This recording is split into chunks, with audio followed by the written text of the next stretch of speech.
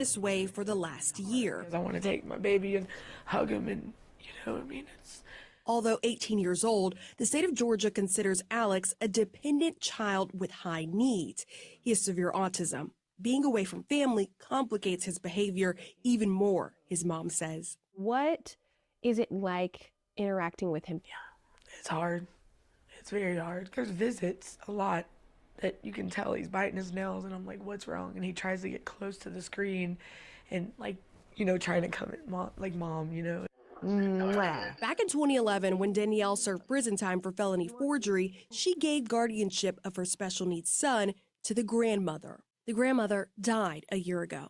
That's when the state intervened. The agency tasked with child welfare, the Georgia Division of Family and Children's Services, or DFACS, decided Alex needed to be placed in a residential facility for behavioral health.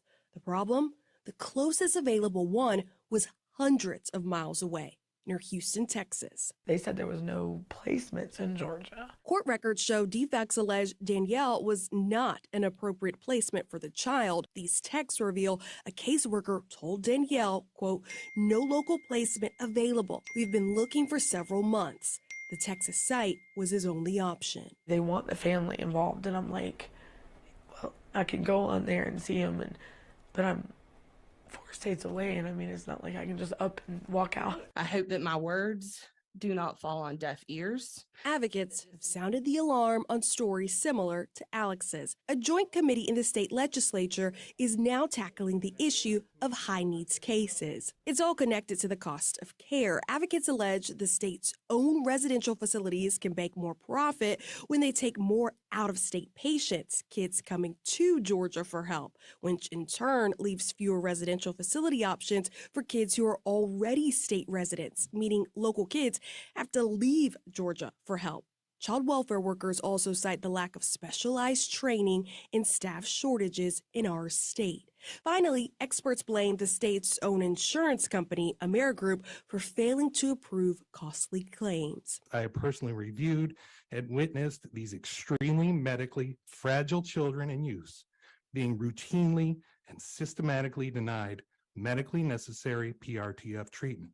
Regardless of the child or youth's medical circumstances, they will all receive the exact same formulaic denial notice. The dilemma devastating for families like Danielle's, whose parental aunt is helping, seeking custody of Alex. And I love you. At the very least, getting resources for him here in Georgia. They are supposed to provide services and help to prevent the placement, and they failed to do that.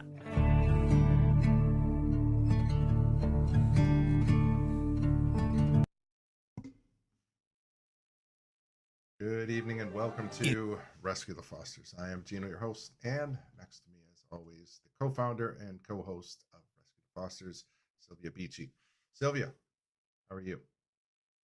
I'm good, Gino. I'm glad to have Danielle on because we have been talking for a while and working together, but I hate that Cherokee County just keeps coming up. This is what, Gino, you think our 4th episode, I think, that we've had on Cherokee County? Yeah, I think so. It's the same thing over and over. So that's really concerning. Very concerning. Georgia, I would have never suspected until a couple of years ago how corrupt it is. I for sure Florida, Arizona, California. You think of those, but Georgia would have been the one pretty low on my list. But it turns out it's pretty corrupt. And it's corrupt from the top down. Yep. The devil really did come to Georgia, and he wears many hats. People think, oh, it's a red state or it's Republican. Well, if you look, it's actually the Republicans and the Democrats. They worked for the same the same player. It's all the same thing, and it's money. But let me read Danielle's bio, and then she can tell her story. Danielle Wall is a Cherokee County mother who is fearlessly exposing the corruption inside Georgia DFATS and the family court system. After her autistic son was wrongfully removed by DFATS without a court order, any judicial oversight, Marie uncovered what she now calls a non-judicial kidnapping, a removal carried out through guardianship fraud, ICPC violations, and the complete denial of her 14th Amendment due process rights. Her journey began with the wrongful removal of her autistic son Alex following the death of his legal guardian. Despite a court-ordered guardianship being in place and no legal grounds for defects with involvement, without legal notice, a court order, or compliance with the Interstate Compact on the Placement of Children, ICPC, Georgia DFAT sent Alex across state lines to a Texas facility, violating his civil liberties and her federally protected parental rights. Ms. Wall and a family member, Debbie Brown, ultimately succeeded in bringing her son home. Danielle has released songs called Freedom from Fears and Whispers in the Shadows and Invisible while on this fight for changes in our child welfare system. Free from fears, sign us out about Georgia's very own vulnerable children and foster care children. And I know you have been doing a lot of work, Danielle, so I'll let you talk about that also. Welcome. Hey, I don't even know where to start. I know that you would never think that a family member passing away unexpectedly would bring a nightmare like this to your own children. And it just wasn't fair. It wasn't. It was confusing. It was just horrible. Like something I feared when I asked my family for help in 2011 when I did get in trouble and was going to prison. Y'all heard in the news story that I did go, and that's what started the fact that my kids were with family members was because I had gotten some trouble and I needed to make sure my children were safe and secure during my time, and with being in the system myself, with probation, I always had to think about longevity. What if I couldn't provide for them? What if I could? So to make sure that they were safe and stable, we left it until the kids are 18. Like I still had my parental rights. It's just an agreement between me and the family members. But it was just me and my mom for my son. I do have 2 other kids and 2 girls. And they that is a story for another, because they did, while all this was going on, my son, they did take my rights from my girls behind my back. Underneath the, I don't even so I have wrote, I don't even know where, y'all have any questions? Cause Well, I think it's interesting that when you went into prison, they gave the children to your mom. Your mom dies unexpectedly just before your release. And why was it okay to be with a family member at that point? Your mom, and maybe not someone else in the family. Well, that's what I don't understand. Like my son, there was family, that the one that you seen in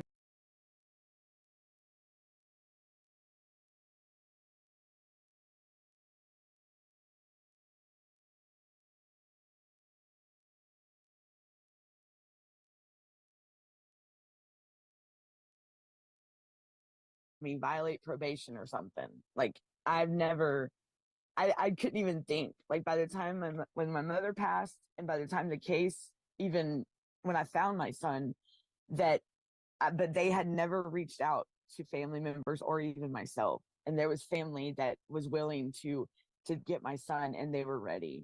They were asking where my son was. And that's the ones that were in that video, and that's the ones that still till this they've helped me out a lot, because they would have, if it was up to the Cherokee County, they would have kept my son away from me. That's why, I still can't even answer till this day why he was sent 4 states away, when the facility that he was in Texas, there's one right here in Georgia, 20 minutes from my house, from where I stay, literally. It was Devereaux, right? Devereaux, yes. And right. And it's the same place. Like with me being on probation, though, I have to have a travel pass. So it would be harder for me to be able to go out and see him. And I believe that was one of the hiccups there. Like they were just trying to make anything and everything impossible.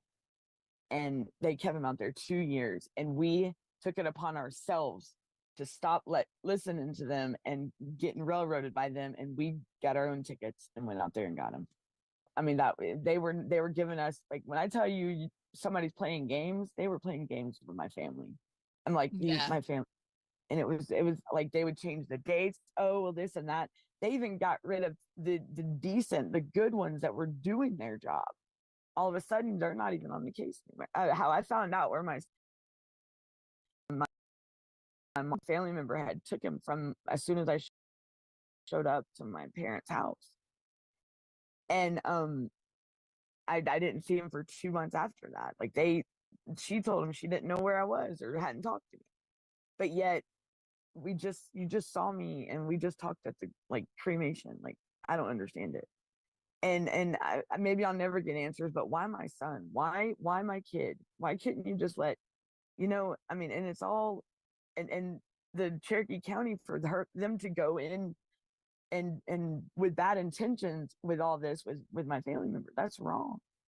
Like, they didn't contact or nothing. And how I got contacted about my son was on Facebook through Messenger from a caseworker that they tried to tell me was never working for the system, the county.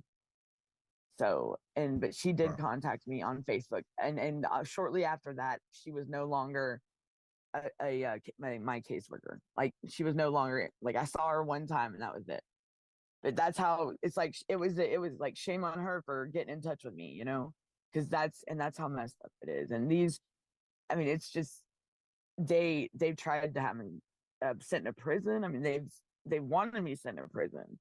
When I also have a disabled brother that's in my care, and I had to go to Florida to get him because there was a hurricane coming right after my mom passed, and it was just like everything. And when I went and got him, I could not let probation know, so I ended up getting in trouble for not getting permission to leave the state. I was in emergency, so I did. And they thought when I showed up to my February 6th court date right upon my release, right after I got released, it's like they were surprised.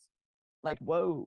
Because like the document that I showed you, Sylvia, for that February 6th court date that they nunc pro tunc, that was the first actual, but they had me at the adjudication and disposition. But that one, they kept me in the holding cell in the courtroom basement. I never appeared in that courtroom. And next thing I know, when I showed up at the court date on the 6th, it's like, whoa. And they had to make everything. It's like they already had everything pre-planned for my son. That's what it felt like. And that's exactly what it was. So it's like Danielle, they already had him. Go ahead. Sorry to interrupt. But before we get too far down the tracks, I want to rewind a little bit. Yeah. Because I just want the audience to understand your case. I know you know it inside and out, but I want to add a little nomenclature and some order to it. Okay, so I think at the beginning is very important. So you get incarcerated. It has nothing to do with abuse or neglect, correct? No, I went to prison in 2000. I was getting sentenced to prison in 2011. I was getting sentenced, and I had to make sure my kids did not wind up in the system's hands because of me going away for a minute, So I asked my family for help, and that's what they did. They stepped up to help, and we went in front of the judge. The judge said that he was leaving it up to me and the family to decide what to do, and leaving it. DFCS he said there's no reason for them to be involved. So I did my time. I got out, and everything was fine until 2022, when my mom passed away. And that's the way it should be. That's a good judge. The judge says, you know what? There's family. There's a loving family around her. They can take care of the child. And everything's fine. We'll just go with that. No need to put a government agency involved. So that's the way it should be in all these cases. And back then, exactly. Back then, I've seen so many here recently. So many of these guardianship cases are. I said that. I mean, I can't answer that because all I did was ask we had an agreement, and the judge approved. He left it up like a guardianship should be. I trust my family, but a verbal, voluntary agreement. But the way it's been going, like since I believe 2019 is what I can trace it back to for Cherokee County, because even some friends of mine from all them years, it's never. I mean, I've been at this courthouse. I've been very because I'm on probation and I was in drug court. I've never seen it. When you go up to that juvenile court floor, it's like you're not allowed there. It's like you're forbidden to be there. That's how. So you're saying the corruption has increased since 2019. You know that Yes. 2019 is when I started receiving calls about Cherokee County. That was my first call was in 2020 about Cherokee County. Really? Yep. And that, 2019 is when I because tried to rip that's my when daughter I out was telling a of friend, I said, Shirley County, I Florida. can, everything that what I've been through, and even like, because I never had to deal with the courts or nothing after the guardianship. Like when I stepped foot back in the juvenile courts up there was 2023 February. Besides being in the holding cell at the courthouse, that was, I mean, I never had to, so that's how much it was. It was actually running pretty decent, I would say, but in 2019, I'm just the stories I've heard, and even just 2022 when I had to get him, like when DFCS involved themselves in my life, and then I got caught. I mean, it's a totally different ball game. It's nothing like it was in 2011. Nothing. It is like I am a scum and not allowed on that floor. Like that's what it feels like, and you even get them vibes when you walk off the elevator. Oh, wow. It's yeah. I mean, See, even people. Go ahead. I'm sorry. That's fine. Go ahead. Finish your thought. Oh, I was saying, even people that are employed with the county that work there, that I've had as maybe a probation officer, or even in the other program I was in, it's like they act like they don't even know. Like they just like you They ain't act like they nothing. don't Like know you. totally different. Yeah, exactly. Totally. And I'm like, wow, like whoa. I mean, and it just Wow. I mean that I can't get over that. Like it just it irks me. Like it's disgusting that they could think that and knowing what they're doing. I mean, and the things that they got going on. I mean, I have that, like, just to try to keep it's like the third floor is supposed to be a hush hush floor is what I can say. That's what I swear. Like that's how it feels. It's like the other superior, like when I was in criminal court for probation, everything ran fine. But with that third floor, man, it's evil. It's something evil about it. It's Wow. just it's very, you can feel it, you can see it, and you could and these parents are just, I mean, it's like you're a totally different person when you walk out in a negative way when you walk out of that juvenile court, those two doors going to the elevator. It's like, I mean, it's something that is not cool. It's not cool. And like right now, I'm even hearing that they got dumpsters in front of the courthouse and the Casa building up there in Cherokee. Oh, that's interesting. Yeah. Gino, there's some documents that I sent you that I want you to pull up for Danielle. Danielle, I can't remember what the document is called, the one that The protective, the one that says that when they violated that, this judge that is my judge that was over my case, he was, I guess he got appointed in 20, I know he just got he got appointed after 2019, I believe, but he was like new to all this corruption stuff, and you could tell because even in this order, they said at the beginning of when I got all my paperwork finally, they were saying that they found reasonable efforts, but no, they didn't. They didn't reach out to nobody. So when I showed up, and I showed up to that February 6th court date, but you see that it says November 10th. I was not at November 10th date that they had, and I didn't even know nothing about. But they said they exhausted all reasonable efforts and they contacted the family, but this one says on the second page, I believe, that they violated the original guardianship order, the guardianship order.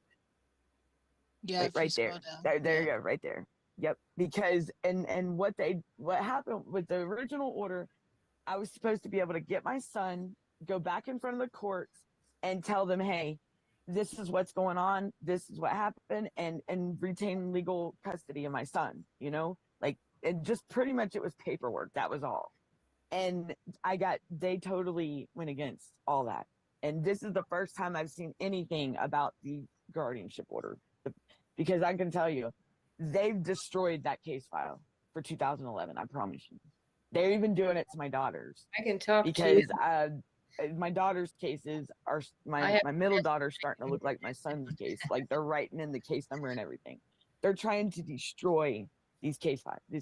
Like getting rid of the past. Yeah. Because they were trying to drag this whole situation with my son in 2022 all the way back to 2011 and I wish I would have sent you that, of the adjudication and disposition. They tried to say that it was um that the findings of dependency or whatnot, or I think that's what they said, was that because of the original case from and I never finished my case plan. I never had a case plan. I never had nothing. Like That's right, they, because you gave they guardianship, everything was done. You did not have a, so they said that you had a case plan? yeah, they said that it was due, the reason for dependency issues was due to the original guardianship case from way back then, when that, and that I did not complete the terms of my case. And I'm like, what are you talking about? And then my court appointed attorney told me she don't deal with nothing before the day she was appointed. So if they would have if she would have did the right thing and represented me from day one, which would have been the day that my son was, the day of the case started, when DFCS involved themselves, that would have been, apparently it was September, because my mom passed away in September, because there was stuff done in secret. Like it was all, I mean, apparently there was a call to DFAX and by my aunt, and said that I abandoned my son. What? Wow. Yes. So they went by false. So with them doing this, but the attorney, because I was raising like trying to get their attention on the first 2 months. I said, wait a minute, y'all are wrong. There is an order already in place for me and my mom and my son. Why can't I go to court? Why can't I go back? And that's what the lawyer told me. She said she only represents me from the day she was appointed, which was the day I was in the holding cell in the bottom of the courthouse. On December 15th, 2022. If she would have that right there will tell you how corrupt they are. Because after that, she didn't talk to me, nothing. Like they isolated me from a lot of things, everything. So if DFATS would have never received a call, they would have never gotten involved because they would have not had a reason, right? Exactly, because they had no reason, because I was supposed to go to the courthouse with my son, not DFCS. DFCS had no reason to be involved in my life at all, upon my mother's, even at my mother's death. But they did receive a call September 26th. It's on the court. I found out it's on the court documents, and September 26th they received a call, and it had to have been from my aunt, that my son was without a legal caregiver, and that I abandoned him, which was a complete lie. Yep. And it's and them saying like my daughter's special needs. I mean, they it's like they fabricated a whole case right there upon my mother's death. Like I mean, like even they just needed a door open, right? They needed the door Yes. open. Then they see And kids they with saw this. disabilities. Yep, they see disabilities. That's a huge one. They see. I'm assuming you're a single mom. Yeah. Single mom, another target on your back. Like they're looking for soft targets. That's, I guess, the best way to explain it. And we've seen this pattern. I don't know how many shows we've done, but I've seen this similar pattern in other cases where there was a disability in with one of the children, and the mom was single. And then even in some, Sylvia, I don't remember some of the names of the people we've had on that were incarcerated. Same type situation. Coming out of incarceration, all of a sudden their child's gone or being taken or investigated. Like, and the crimes, again, the crime that you serve time for has nothing to do with child abuse or neglect. Well, even with my probation, they helped me get my son home. When I needed that travel pass last minute, I mean, it was getting to be where my aunt had to get on the plane. She had to get on the plane. I mean, we had to pay for the tickets ourselves. If they could have, and we would have let them, they would have probably let us on for until they got my son for good. Like that's, when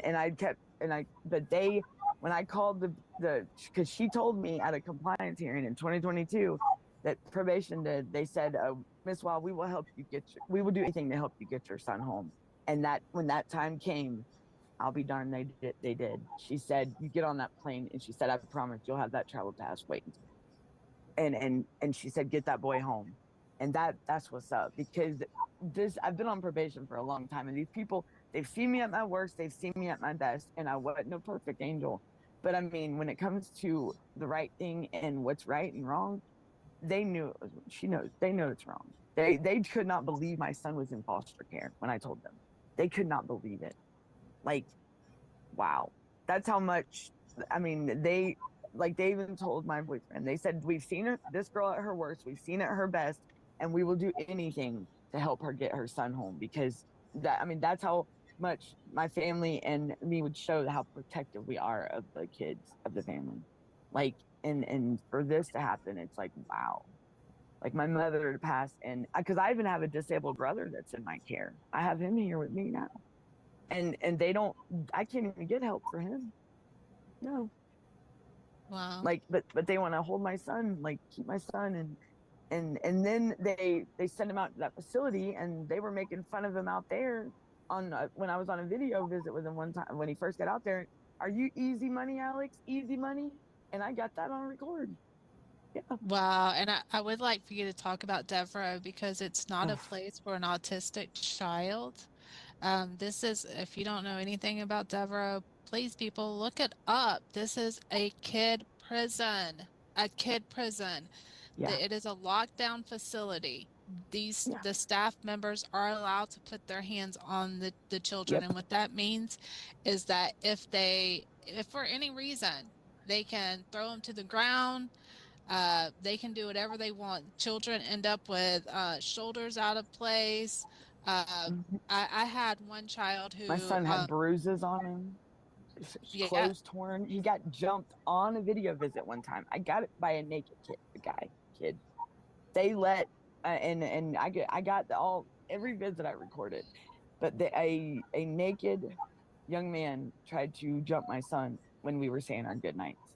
You can hear the commotion in the background, and I guess they were trying to stop him. But yes, you could see the boy lunging at my son, and I'm like, and then they grabbed the tablet and go to hide it, and said they had a crisis going on. I'm like, I'm 4 states away. What like?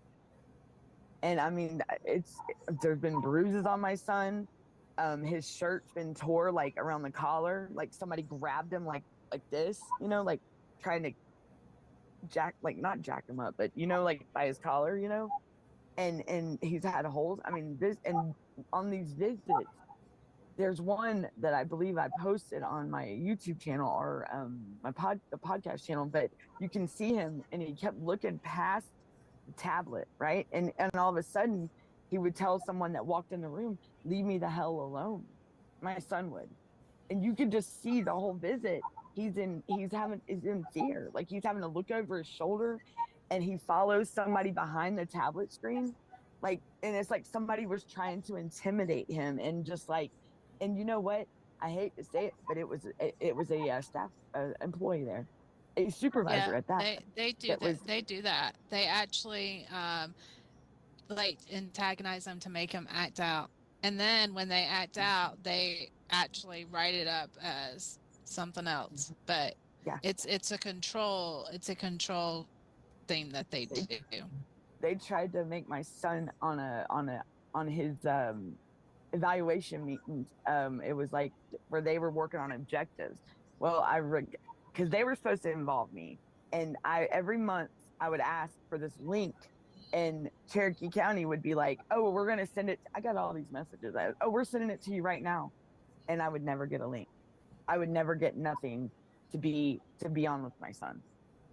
I mean, to find out what I mean, and my son would be the one to tell me what's going on, and then the ones that did let me know, because they knew it was messed up. I mean, I've had people, and my aunt could even tell you, I've had people during this whole 2 years that he was going, they're like, "That's What's not up, right." Danielle? I mean, everything. Let me ask this: with my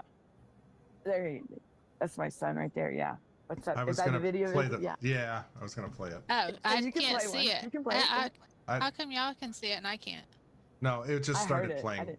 It was Oh, autoplay. you just started it. Okay, I was like, how come she can see it? I can't? But You know that there's voice. one, and then there was a visit where a guy crawled out from underneath a table, and this was a staff member, but yet tells me he's working on a electrical outlet underneath the table, but he had no tools in his hand. Oh my gosh. And yeah, I've got and my son, when we got him home finally, he was withdrawing. He had, because they and they did it purposely. Like, the psych meds. That's how over medicated they had my son. My son got put in. He lashed out, and I knew something was going on. All his labs were off when he got home, and we took him in, and they could not. I mean, the hospital was like, wow. And he was in observation, but and they since when he was in observation, that's when DFCS involved themselves again and took me off everything. And my aunt ain't putting up with their stuff. Like, my son come back as an independent adult as well, and they still trying to involve themselves, and we ain't. But they my son's labs were off, and he was having withdrawals from these psych meds, and he was defecating on himself. That's not how. And my son, even his facial features had changed. Like, he looked. Yeah, They were, so it bloats your face to where you don't look like yourself. no, he looked like something from. I don't want to be so harsh, but he looked like that guy, that thing from Tales from the Crypt. His face was sunken. He looked like a zombie. He was dehydrated horribly. He was pale, and he would be repetitive. He did a show with me when he got home. Like, we had a welcoming home, like at the airport and everything when he came, because my aunt flew back with him, because I had to fly back early to get the vehicle and everything, and because that was her first time flying, so she was nervous. My poor aunt, bless her heart, she's a little firecracker, but she went through a lot with these people. Like, they tried to do. I could say she's a tough cookie, man, because they tried with her and she wasn't taking it. And I even got her on recording with them where they admit and apologize that they did not reach out to them when they found out, when they got my son, but yet they said they did. No, they didn't. Like, when that order said no reasonable efforts, they had to go back, and then the NUNC protunked it back to dates that I wasn't even around then. Like, I wasn't even appeared for. They backdated those court orders to cover their butts, pretty much, and they're not supposed to do that. Like, it's all the whole case is fraud. But it also affected my girls, because now I have 2 daughters, and my oldest has spoken out recently on TikTok, saying she was bringing awareness, and I'll go ahead and say it, I'm not afraid, to horrible parents. Well, think about it. My daughter, but she said, and the last thing she said, and I could feel it right then, and I'm waiting on, she said, "Why did you sign us over? Why did you give up your rights to us, Mom?" And I could feel the pain. I could feel it, because I didn't do that. I never did. I wouldn't. I mean, and this is how brainwashed my girls, my poor girls, and my mom never did that to my son. Never. I was always involved in my son's life, but for my daughter to say that, it hurt. I mean, she thinks I just gave up. No, I didn't. When you talk about somebody from the sideline that had to be, like, I was even at her graduation, and I wouldn't. They took my rights, and I was there. Darn right I was. I was the loudest one in the crowd. I didn't care if I would get in trouble or not. I wasn't gonna miss that. I mean, I've been their biggest cheerleader from the sidelines, and that's how much. And my girls, my girls. I mean, my son didn't even get to see them the 2 years he was out at Devereaux. And that's all. He was supposed to graduate with my daughter this past May, and with him being out at Devereaux, he didn't get to graduate. My son should be a senior. Did they have him in school? Have him in school? They had him in that, I call it the kangaroo school out there. Is it the Devereaux school, the school that's in the facility? Yeah. Gina, I don't know if you want to go ahead and show that video, but that's not school. It's not. And then I would like for it to pull up Devereaux after that. Oh yeah, this video, my son. Yeah, what's up, Albert? How you been, baby? Oops, let me see. There you are. Wait a minute. Can you see? Hey, you. But he came to focus on his. There's my boy. I missed you. Yeah, he's nervous, afraid. Are you okay? Yes, Danielle. So you have a good day? Yes, Danielle. I know you like my hair. See, it looks goofy, don't it? Yes, Danielle. Yes, Danielle. I love you. Love you too, He was Danielle. nervous. So he was what have you been scared. doing this week, babe? Nothing, Danielle. You haven't been doing nothing? Oh, Mhm. I love you, Bubba. Love you too, Danielle. So what have you been doing? Look at my hair. It's silly. Yes, Danielle. So what He are was you trying. He tried what his have you best been to be doing able in to school, Bubba? visit with me. Alex. Albert. What, Yes, what have you Danielle. been doing in school, baby? Nothing, Danielle. That's my Bubba. That's my Bubba. I love you. So, did you go outside today? Yes, Danielle. Did you have fun? Yes, Danielle. You know what? You're so handsome. Hey, I see you. You're so handsome.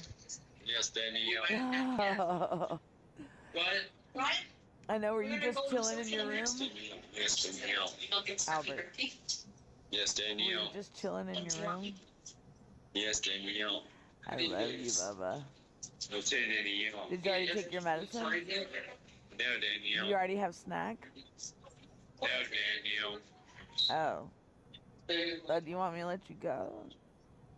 Yes, Danielle. Well, do you want me to visit tomorrow? Is it tomorrow, Danielle? Okay, you want to visit tomorrow?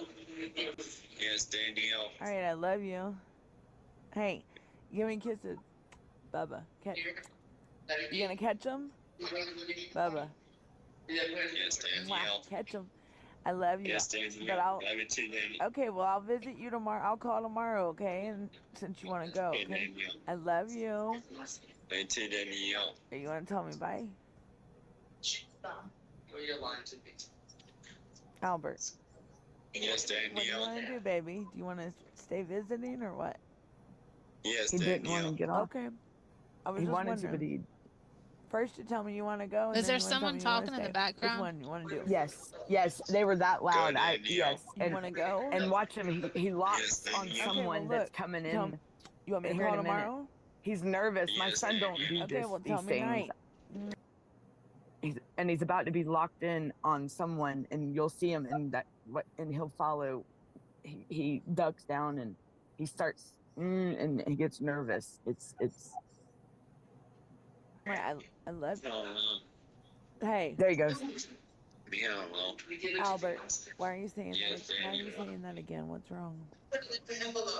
Nothing, Danielle. Who are you telling that? Who are Watch you him. telling that Watch to? him. See him? Bye-bye, See him? Danielle. Okay, because that's. He wouldn't tell me who. You okay? I love you. Yes, I Danielle. love Love you too, you. Danielle. To Danielle. Okay, well look, you can hang up and go if you want to. I love you. Yeah, Danielle. Love you too, Danielle. I mean, if you don't want to go, you can talk too. He got nervous. He was nervous and he stemmed really. My son never rocks like that. And if you noticed when he kept whoever walked in was saying, "Leave me the hell alone," and he followed him. And then he felt, he was always. And there was I had several visits that he was like that, and I'm like, "What's going on?" And he would just go, and you could tell when he would get nervous. And it based down to two people, because there's a visit that I have recorded that because they were supposed to have him visit in a room by himself, right? So that because they eventually started putting him in his room to visit with me. Well, there's a visit where all the staff members are like around the other kids and all, but there's two people that get around my son, and that's when my son does the same kind of signs like he did right there. And that's there's a man and a woman in that video. The one, but he was scared, and there's a lot of visits like that one, and I brought it to their attention, and that's when the phone calls and visits got to be to where they would not answer for me at all. So I would steadily just, I mean, they knew they knew me down there very, very well, because I wasn't taking. I said, you know what? He's 4 states away, and I can't get. I said, I'll be darned. I said, y'all are gonna. I'd call every unit down there. I didn't care. I was going Yeah, to it's talk every definitely day. it's definitely not a place for an autistic child at all. Like, I don't even know why they chose to put him there. they to get him, well, because of the they said, and this is the aunt that did started all this told them that he was very behavioral and acts out and lashes out and hits people, which is a complete lie. My son is the sweetest, most calmest. I mean, he's sweet. He minds his own. Like some of the people out there at Devereaux said he's their piece away from home. I said, okay, like I mean, because there was some he got close to out there, and there's one on my Facebook right now that he still asked about my son, and he quit working for them, and that's when he accepted the friend request from me, which is pretty cool. And he said your son was just awesome. He said, and when I would ask certain things, that you can tell that something was going on with certain people there. And I Yeah. said it's yeah, and I can, and my son is starting to speak out. So Devereaux, okay. Yeah. Yeah. I mean, it's definitely, I mean, I worked in a group home that was not a lockdown facility, and it was and I've heard stories from other kids that went from Devereaux to Elts, back and forth. And because that's what they do is they put them back and forth.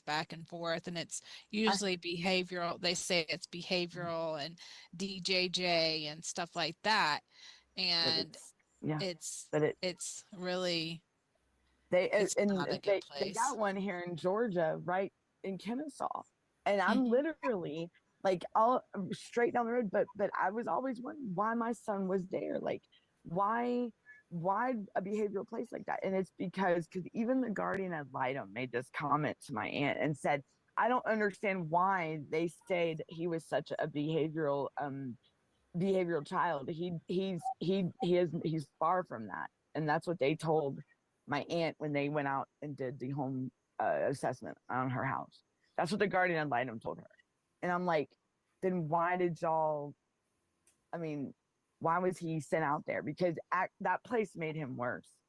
It will make you worse because there's no love, no nurture, no, like they're locked in their room like a prison.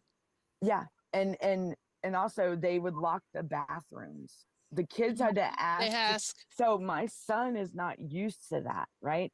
And I hate even thinking of it, but he had an accident one time, and because he really had to go. Well, of course they're gonna take their time. They don't care. They're gonna instigate these kids. They're gonna do whatever they want. They're gonna do to let them act out and lash out, to where I believe they were having the kids tag team up on each other and like get them to fight, because there was a riot out there in 2021 that the kids and a lot of kids got arrested, and the kids broke out of that place. I met a woman that got sent from Georgia to the same facility in 1986. Yep, via the state of Georgia, just recently. She said, Danielle, that place is not. She said, get, and my goal is, what I want to do is shut these places down. The places like that, these kids don't need to be isolated. That's That's why I my wrote goal. that song. They're kid prisons. They're legit kid prisons. They are. I said my son is living. That's the reason why I asked my family for help, was because I never wanted my kids to be or ever go to prison, nothing, because I know what prison's like. I've been there, and I could never see, and I'll be darned if my son was living it. So just to be clear, is Devereaux a private owned facility, and then the state? It's a nonprofit. It's a 501. Yeah, it is a nonprofit. Yeah, it's a contracted facility. Yeah. And you can scroll down. I don't know but Gina, it'll tell you. This is where I got my training from, was Devereaux.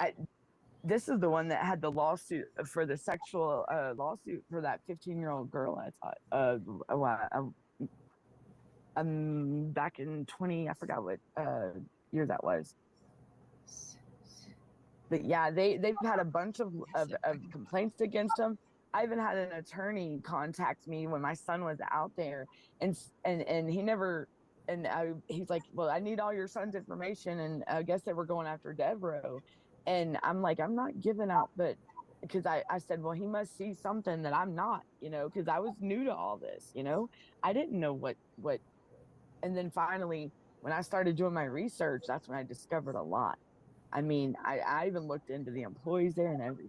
And they at the very end, right when we were getting ready to get my son home, they had no idea we were coming.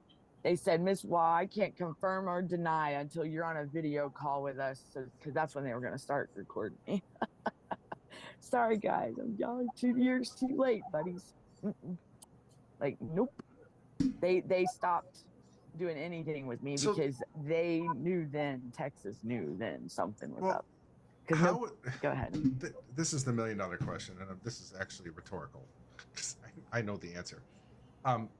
Why is there no oversight over a facility like this when they're housing all these kids with disabilities? How is there no government regulation?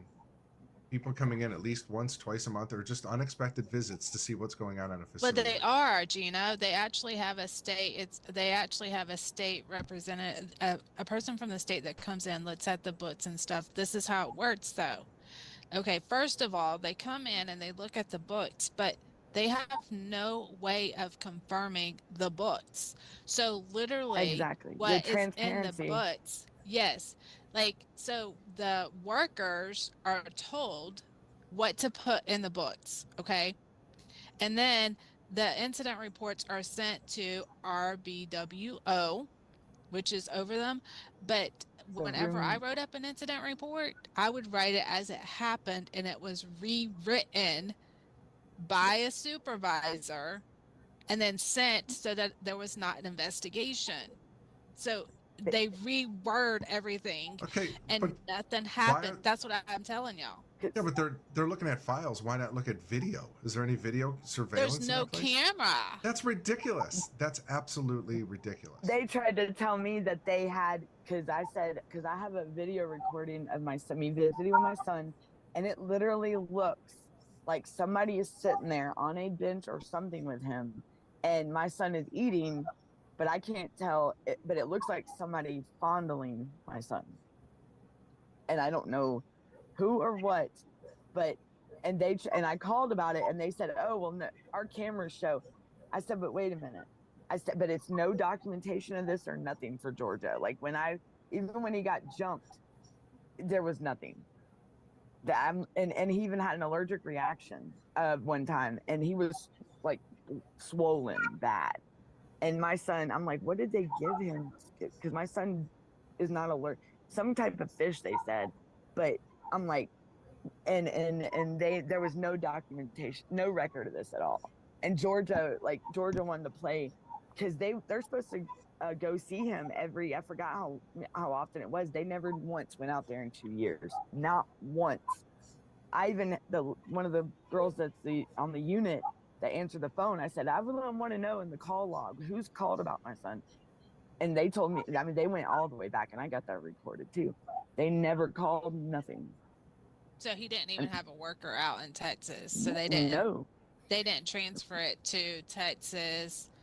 It was Georgia, but nobody could tell me who was over it, because nobody wanted to claim when the abuse and all this stuff happened. But Georgia would be rightfully the one held responsible, because Georgia's the one that sent him out there, and right. Texas was not getting, like but they were wrong in accepting the request anyways. They should have never took my son, but there wasn't even no ICPC request, and my son still was 6 months away from, but yet they can get him out there, but I still don't even know how he got out there.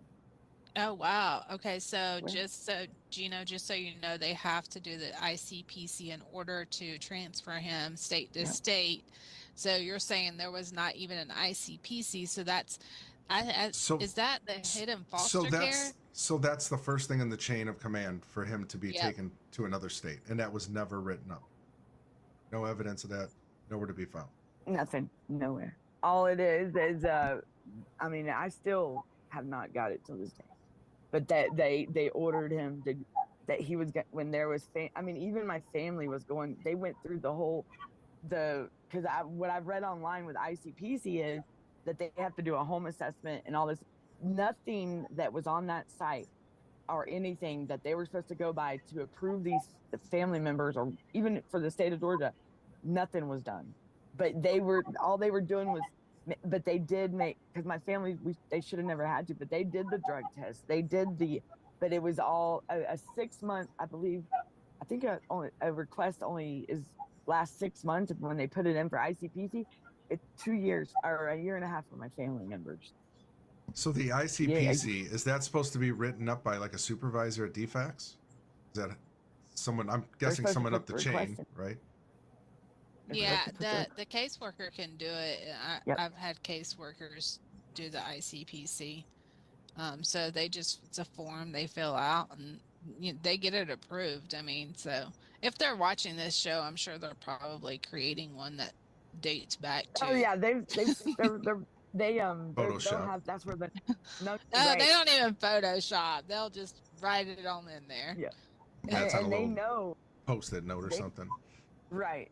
But see, that's where they really messed up, and all this stuff that the paperwork, like they had to, that paper, the documents I sent y'all, those were fresh signatures, everything. I still got ones from when the case, like when I first got them from the courthouse. Like, hello, why are y'all, they don't even keep if they're going to lie about something, at least cross your T's and dot your I's. No, it's petty little things that get, and that's what's causing so much trauma to these families, and it's wrong. Like, all they have to do, the system was built to protect and strengthen families and help them when they're struggling, not to hurt them and separate them. It should never have been a business. It should never be a business, and that's what it's become. Literally. Nancy Shaver said it's a criminal political phenomenon. That's what she did. Yes. Nancy Schaefer said a lot of good things, that's for sure. Yes. Yes. JJ Medical Kidnapping over in Foxville said there are cameras and even audio recordings. So that's good to know. Maybe those could be FOIA'd. They force some of these disabled children to sign themselves into voluntary foster care. Oh yes, they do. They do have them sign something. And I think I was telling you, Danielle, this, that when the kids come in, we would go over like a packet with them and they would sign. And I had a 9-year-old that said, I am not signing that. And I literally had to put refuse to sign. But in the chat is that, who did you say that was, JJ? Okay, ask him if he's worked in a facility. I would like to know. I didn't work at Devereaux. I worked at Elsaidmore. We did not have cameras. We were not a lockdown facility. We were not allowed to put our hands on the children. Devereaux, you can put your hands on the children. They should have cameras in there. I'm not sure if they do. Do they even have them recording? Because half the time, if the internet wouldn't be working out there at Devereaux because they didn't want us visiting with the convenient. kids. And I would call out there, and sometimes because I have a lot of recordings. So if they want audio of the inside the facility, you can hear. Y'all heard the one visit right there of them talking. I have plenty of. I mean, because that's how careless they were on these visits, and I guess they thought I was a mom that's just gonna. Because I guess the kids that were out there, their families weren't really. I don't know, because there's even kids that would come on the visit with my son. And they loved it when I called and everything. And and my son would always say, I'm going to bring them home in my pocket we got to get these kids out of here, Mom. We got to get them out. They don't belong here. So my son, he knew what's up. And he was really close to this nonverbal young man named Luke in Talon. And all of a sudden they're gone. Like what? Because they would always take my son on van rides every week. But it was only certain kids, and I don't like that idea. Like, it's always every week, and my son would always go on these van rides. But yet, when he got back, he was different. He was very different. And I mean, I've got where when you call and the unit's really quiet. Well, where are the kids? Like, it should be loud right now. Like, hello. Why is it so quiet? Oh, because they probably over medicated them and made them go to sleep early. Because I got them to wake my son up one night, and it was like not even 7 o'clock, and they're an hour behind us. I said, I want to see, and he looked like he was like in a deep coma, pretty much. Because my son is very hyper. Like, him going to sleep is like, yeah. I mean, he's walked 86,000 steps in the house on his Fitbit. So, I mean, the boy walks. He will wear the floor out, you know? my son is a walker, and he's always on the go. So for him to be looking like that and that tired, I'm like, but for the unit to be quiet, not a peep, they would over medicate him so they didn't have to deal with him. Oh, they went to bed early. I'm like, that ain't. I mean, and that happened a good bit. And they definitely were over medicating these kids, because when my son got home and what he went through, even with his labs, it was just horrible. Like, even his urine was orange, like a reddish orangish color, and he constantly was wanting to drink fluids constantly and eat. My son, he's a bottomless pit anyways. He's an eater. His metabolism is just like, but the eating, like, it's like he's starved out there. And I know, and that's what led, like, a lot of his when he got upset out there, was because he was hungry. So they're not even feeding the kids like they should. Kids are growing. I mean, he's a boy. He's going into his adulthood. His hormones. I mean, come on. Well, the thing is too, is it's not like you're at home. You know how if you're at home, you can just walk in there and get something out of the fridge anytime you want. Yeah. In those places, you get your set time meals. That's like it. prison. Yeah, it's a prison setup, and that's what they become normal to, right? So then it's foster care to prison. It's a pipeline. Yeah. And when I would speak to people, and even when I would, like, when I visited him, I would get off the phone and I'd be like, he's in prison, y'all. I said, it's just like a prison. It's just our foster care system. This is supposed to be his sanctuary, a sanctuary for these kids, America's most vulnerable children, and they're been being treated like a prisoner, sometimes even worse. I said, I mean, I can only imagine the things that go on with these kids. I don't even like to, because I've been to prison. I know what goes on. I mean, the chair they strap you in. Oh my goodness. I know they did it to my son, but what have these kids done so wrong to be disciplined like that? No. I think it's miserable people. It's a lot of miserable people in positions, and miserable people love those types of positions. They would pick on my son. Like, there was a couple of them there that picked on my son, and they were supervisors. That's how. They're usually the most miserable. Tyrone, like, ugh. I mean, he even made fun of my son one night and held up the hair clippers, and said he's fixing to go shave my son's rear end. Like, why would you say that to me? Did you file complaints on him? I did. They never did nothing about it, and I'm not done. Ooh. Oh, my son just got home in March. It's home.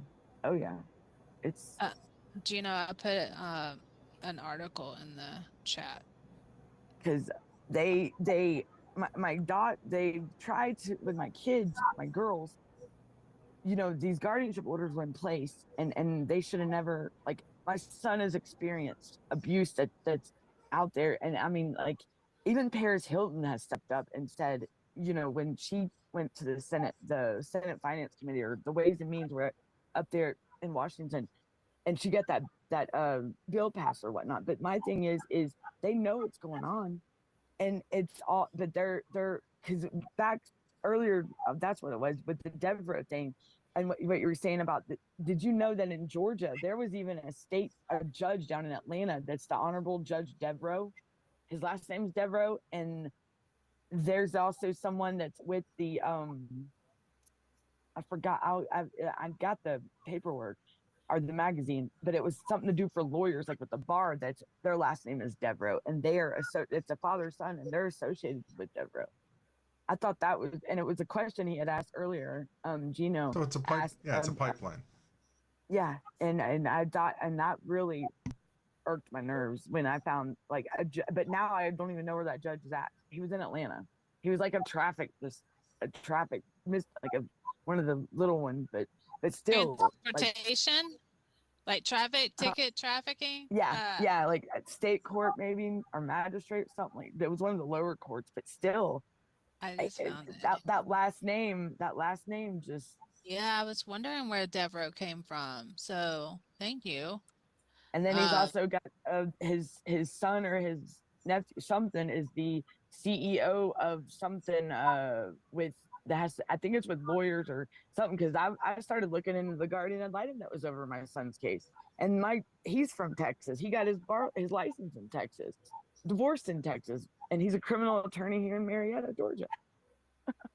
And he's done a lot of cases up there in Cherokee County. He was over a lot of cases. He was the sometimes the parents' lawyers out there in Cherokee County or the guardian ad litem. Yeah. And I was wondering where that name came from. See, this is what I love about the Mama Bears, because y'all do all the research for me.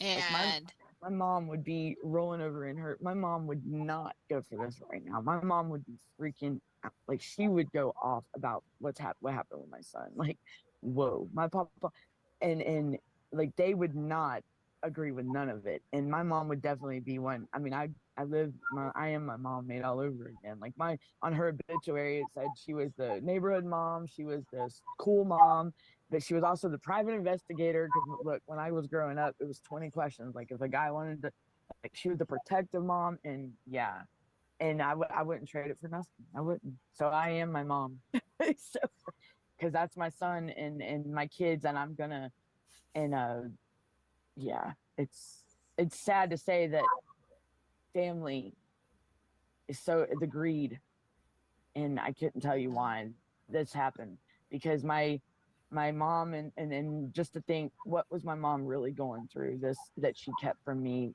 from her own brother, her own sister, making her like, I mean, and it all boils down to money, man. yeah, It's all about money. it's really sad. They never received a dime the whole time they had my son, the guardianship or nothing. But then all of a sudden now, that when my mom passes away, this aunt's receiving money. Like, wait a minute, is that really what it was about this whole time? Like, and yeah, that's what's happened recently. Like, they had over a decade goes by, and my family never, like, the guardians never received a dime. But now, all of a sudden, it's like I was telling Sylvia earlier about my child support. It went from non-TANF to now it's support 4D or 4E or something. Yeah. 4E. Yeah, the title 4E is from Social Security. Yeah. It's all funneled down. We've said this a million times. That's the head of the snake. It's money. It's billions of dollars every year to all 50 states. It's an incentivization for these places to take children from loving families and put them in care, so-called care, and then especially disabled children. Whole bunches of money with my son. They saw a kid supposedly without a caregiver, and they seen dollar signs right off the rip with my son. I wanted the O word, orphan, because my family member had told him that I was nowhere to be found, which I'm right here. Like, I don't understand her, why she would ever say that. But it was all, and like, you're right, it boils down to money. That's what it is. It's greed and money. And it's sad that that children have a price over their head. And it wasn't like that when I was growing up. No. We just were put outside and told to come home when the streetlights come on, like, it was safe. You would never, I never heard my grandparents or anything talk about anything like what's going on now. Never. And even and back, like, I was the adoption. My aunt, I have an aunt that my grandparents, my nanny and papa, it was my mom's oldest sister's daughter, which is, she would really be I call her my aunt, but she would really be, I guess, my cousin or my niece or whatnot. I'm not my niece, my cousin. But there's no adoption paperwork nowhere. But that's how it just went with the flow. I mean, there's no adoption papers nowhere. This all started with the American Safe Families Act. That's when it started. That's when the incentivization started. The Clintons were involved. We all know the story. This is when it started. Yeah, that's right, exactly. So JJ in the chat sent this. Deach and Rogers obtained $60 million verdict in Devereaux sexual assault case. Is that for Peach and Georgia? Rogers sexual assault lawyers Andrew Rogers and Kara Phillips obtained a $60 million jury verdict on behalf of a 15-year-old girl who was sexually assaulted at Devereaux Advanced Behavioral Health. The jury also awarded attorney fees and expenses that resulted from Devereaux's bad faith in the litigation, in an amount to be determined by the court at a later date. The victim was admitted for treatment at Devereaux, a behavioral health facility located in Kennesaw, Cobb County, Georgia. Yep. While at the facility, she was sexually assaulted by 40-year-old Devereaux employee Jimmy Singletary. And that's when my son when he came, they started saying my son was more like how can I say it? My son's never like just put it this way, every night at 8 o'clock he's got to go to his room and do, and how can I say it? He's never been open to anything sexual growing up or anything. And when he got sent out there, all of a sudden now he's like really active. Yes. He's got needs. And that's sexually abuse. And something's happened 100%. To him out there. Yes. And it just makes me sick. But yes, they're bastards. These people are bastards. They're bastards. Yeah. They're sick. These are sick people. Preying on the most vulnerable among us, like children with disabilities. You're sick. Get help. And they tried to say my son was like some sexual try to make it seem like he would like a predator type. But they got rid of that objective because I'm like, you're kidding me, right? But that makes you wonder, what were they really doing to him and that other person, like they even made the comments that they crossed out in this IEP, or not IEP, in its evaluation, that they're like, well, we discontinued that objective about him like being sexually active with someone else at the facility. Like, wait, what? Would that right there throws up a red, like, what? Why are y'all whoa? And all of a sudden it's, Danielle, this thought just crossed my mind. You said you were watching that, you were doing a Zoom call with them or a FaceTime, whatever. And you said someone was on a bench and it looked like something was going on. Now these perverts, they get off on that stuff, knowing that he's on the phone with his mom and they can get away with it right there in a facility that's supposed to be taking care of them. That's how sick they are. And it's always been in the back of my mind. It makes me sick thinking about it. And I just, that was the big, like with my son being out there, I knew something, but he didn't, he even said one time, there's stuff I got to tell you when I get home. But when I tell you my son he's a trooper. He is, man. He was a lot stronger than I was. The things because he's never had to go through anything like that. Never been to a place like that. Never even been away from family. And to be sent 4 states away, not knowing what area you're in, nothing. He's never even been to Texas. He's never even been out of the state of Georgia, except, well, he did go to Florida with me, but if he ran away from there, where would he go? Because they were out there by that's actually part of the plan. Like, that was a lot of the kids, they send them to facilities way off so that they don't know where that they are. So that when they do run, they don't know where to go. Even in Cherokee County, the sheriff's department, they would go out. My son would wear a bracelet. It was Operation, and him and my mom were the ones that did the video for the sheriff's department with the sheriff, with Miss Murphy, to introduce the Kid Safe Hope. And what it is trackers on the kids that run away, like autistic kids and stuff. And they would have to come out every month and change the battery. But it's kind of like when I had an ankle monitor on, that's what it was. And it would track my son because he did run away at certain things. He had a trigger. And he said he just felt like doing it. He just wanted to go throw a tire in the river or something. I don't even know. It was when his electronics made him mad. He'd go throw it in the storm drain at the house next door. That's his, he'd throw it, and for some reason he loved throwing his tablet and his electronics in the storm water thing. And because when they cleaned it out, they found like 5 5-gallon buckets full of electronics. It still even worked. And my mom was like, you know what? Y'all can keep them. Like, that's how much my son, I don't even, it would make him mad. And he would just go throw it away. He'd go get another one. Okay. I'm glad he could do it. Like, Yeah. so, but he had a water tower thing. Like, he wanted to climb a water tower. And I'm like, that's all I need to be on the 5 o'clock news with my son climbing a water. Like, oh my gosh, that would be my luck, Jeez, with that boy. Like, oh my god, and he stopped. He don't run away no more because my nanny. The last time he did, because when people talk about, like, if they talk about my mom or my nanny, that because since they're passed, and he thinks that they're still around, like, because if we're having just a casual conversation and we say, well, Marie or nanny, and then that's what he did. He ran away looking for my nanny after she had passed, and that was the last time he did, because something out there scared him, and that's when his locator would not locate him, and he was missing. And when they put up that white tent, that's when you start. I mean, all the counties were in, and I'm like, man, this is not what my mom did not want to call me and tell me that my son was missing. Like, and when we found him, he said, I ain't got to run away no more. Nanny's with me. She's with me right here. And she told me to listen to Big Daddy Weave. I know. And that's her way. So my son believes, he believes in the Lord, and he loves Christian music. And he said him and the nanny and Jesus are with him every day.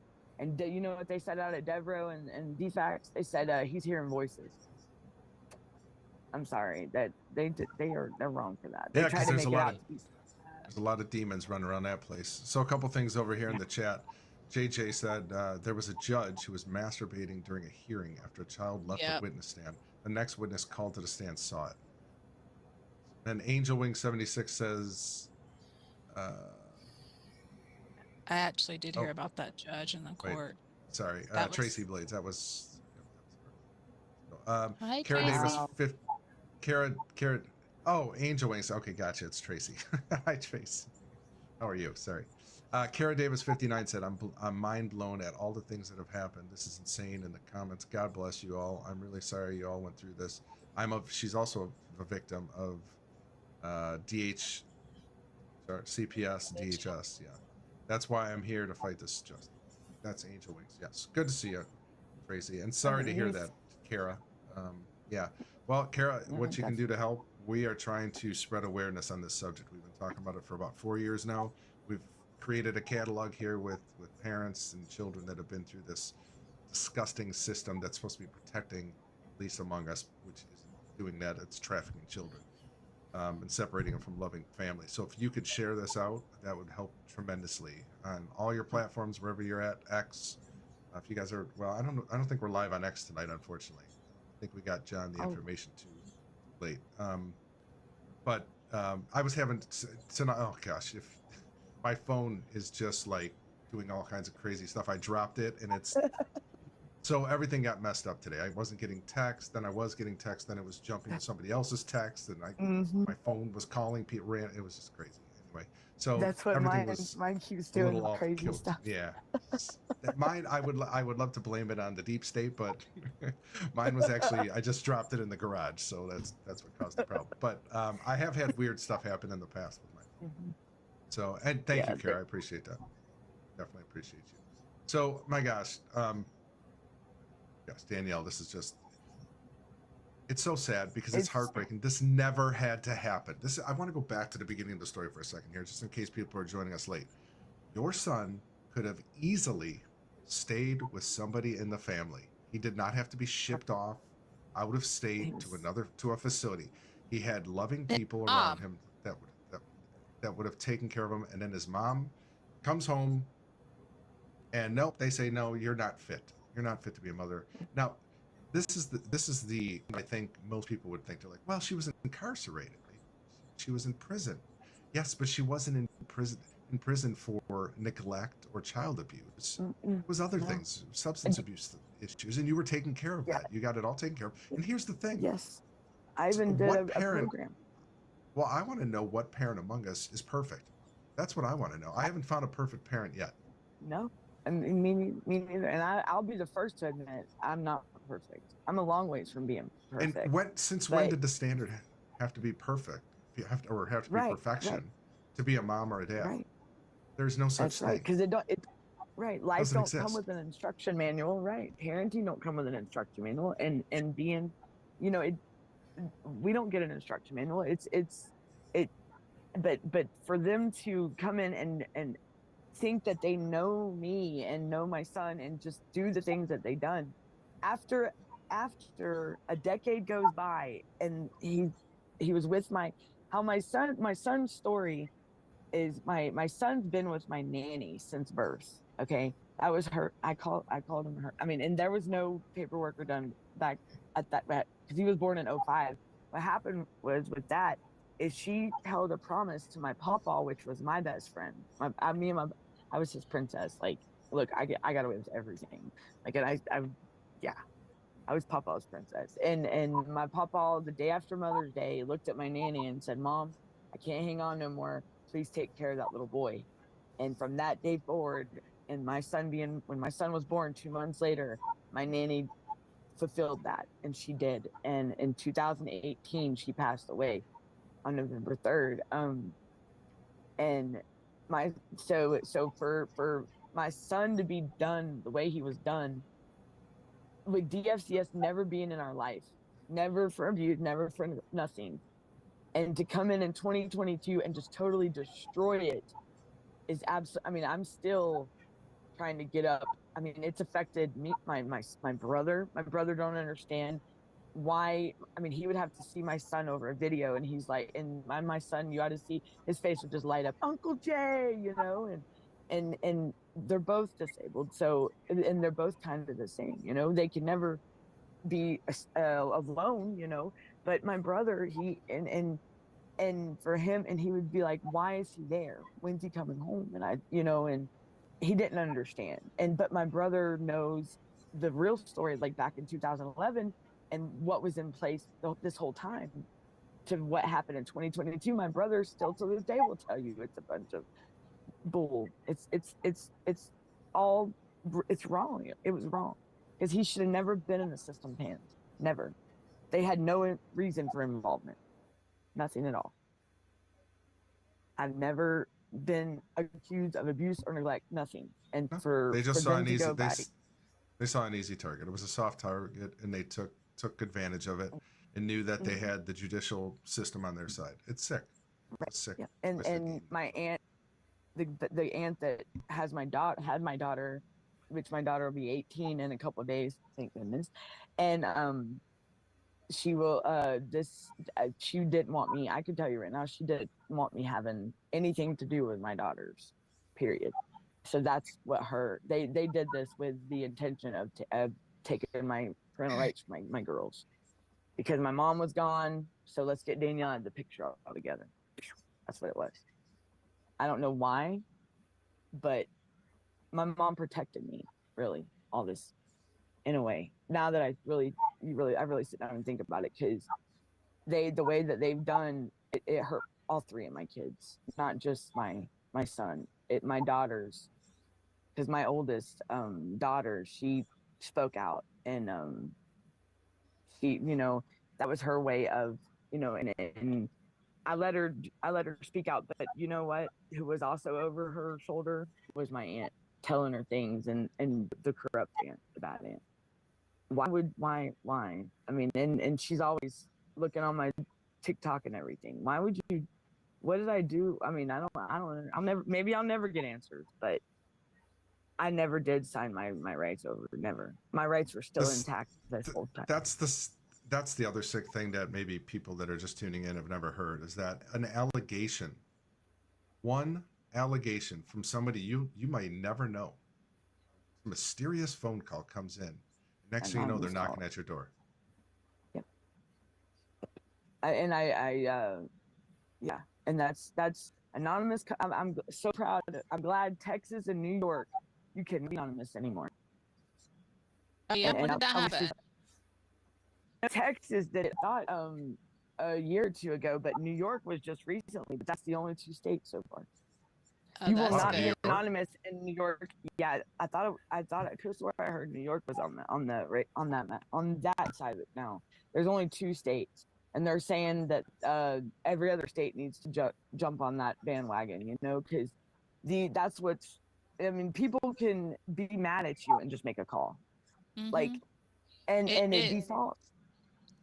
most of the time it is, but see, Yes, and the caseworkers actually love to say, "Oh, we can't tell you who it is," and like they kind of like love rubbing it in your face. Oh, we can't tell you. You know what I mean? But usually it's a ex husband, ex yes, boyfriend, and mother-in-law.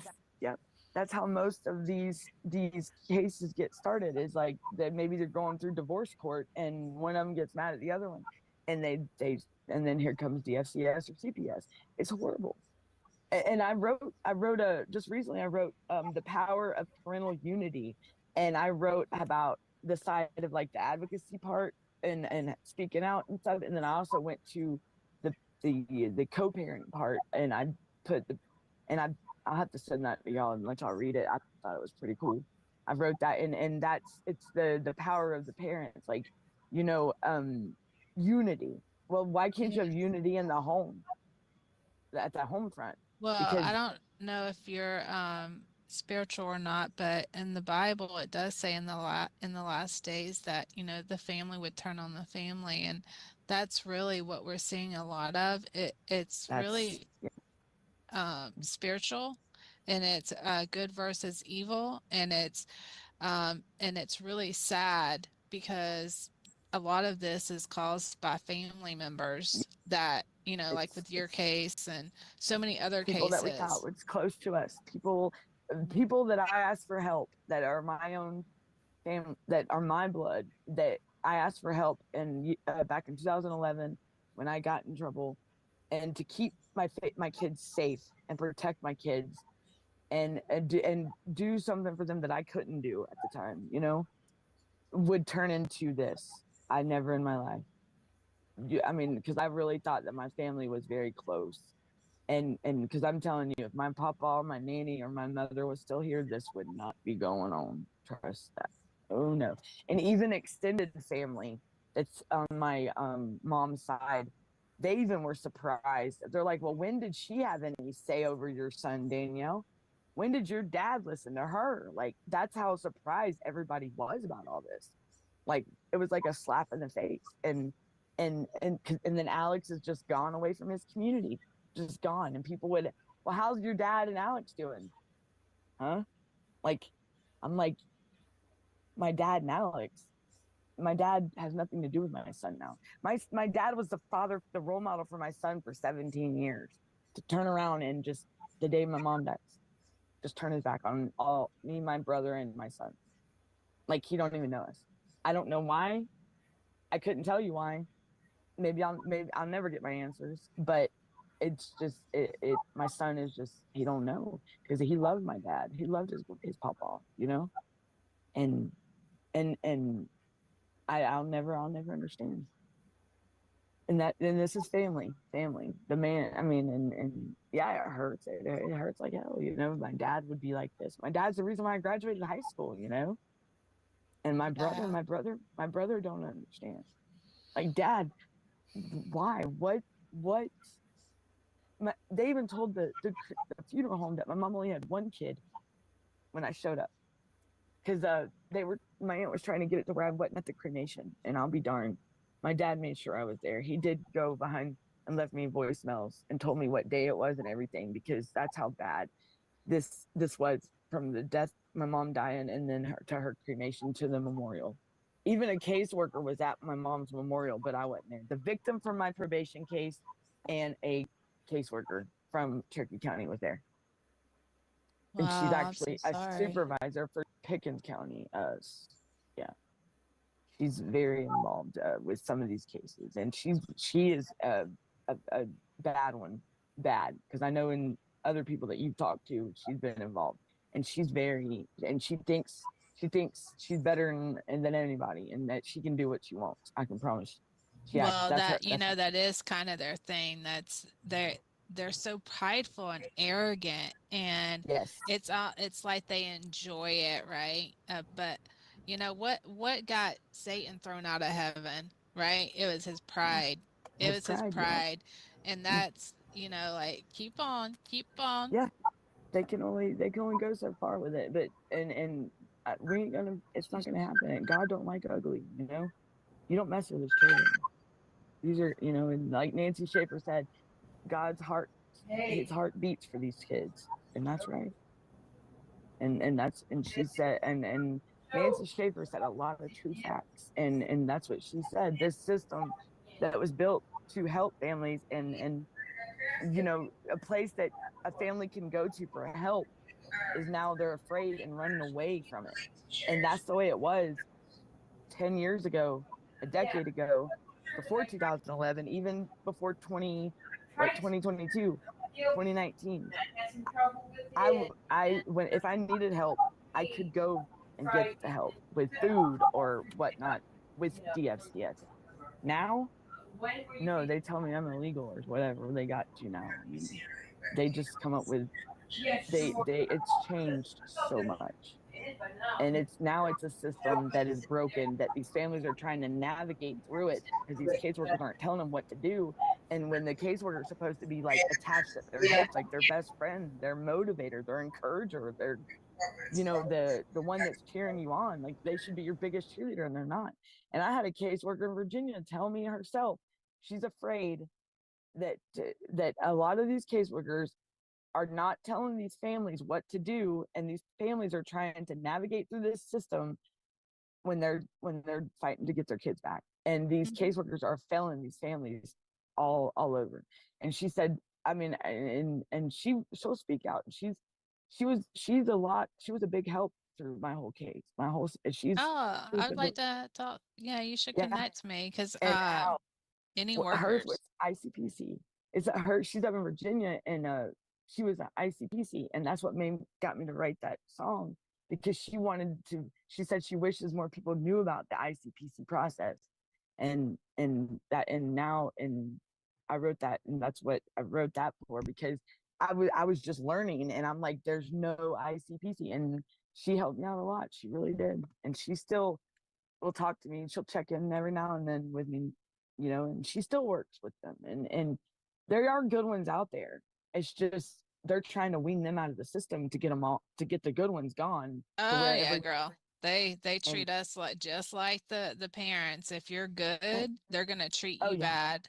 And we do. that's Mhm. exactly what they were doing to me. And I was getting really terrified. I was like, I gotta get out of here. Gino, I Yeah, did send you the song that Danielle wrote. It's in the Spotify. I was thinking we can close out with that. But you have a podcast, right? And yeah, it's on you can find it on YouTube. It's on the channel. I got my own channel, but my podcast is under CPS Breaking News. It's called Unmasking Foster Care Corruption. I'm usually on Tuesday, Wednesdays, and Fridays at 5:30 p.m. Eastern time. And then I do random shows. But yeah, that was my channel, my page What right there. And you can what find was me on there as well. what was the other the one one? that I'm you sorry. just oh. CPS Breaking News. You Oh, can find okay. it on, yeah, and there's other podcasts on that channel as well, like Bringing Back Brenda. Yeah. She's another story that, and she's been in the game way longer than, and she has one heck, because they took her kids and they got her husband. That's poor That's Brenda. awful. She's probably watching right now, and that's Darren's right there, CPS Breaking News. And as a matter of fact, Brenda's probably, she might be on right now, I don't know, but there's a couple podcasts on Yeah. this channel. She's Tiff, live. Yeah. oh yeah, she's probably talking about us right now. Oh, good. Well, hey, Yeah, Brenda. yeah, If she hears this, I Darren, don't know if she hears this.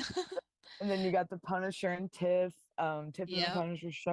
And then Yep. If you don't know those guys, please go over and follow. I love Darren and Tiff and oh yeah, uh Darren's good people. He's the yes. one that got me, and he's opened his his floor to let me do my podcast. And you know, we Darren's really good people. He's really good. He's got a big heart. And he does a lot of songs. Oh. The one thing that I've noticed is that everyone's pain, they're either turning it into songs or poems, Yep. or we got a lot of songwriters in the house. I know Tracy's one, Danielle, Darren. Darren wrote a whole list, and Oh I'm yeah. still waiting because he even wrote one for me, and Yeah. I Oh, still hadn't received that one.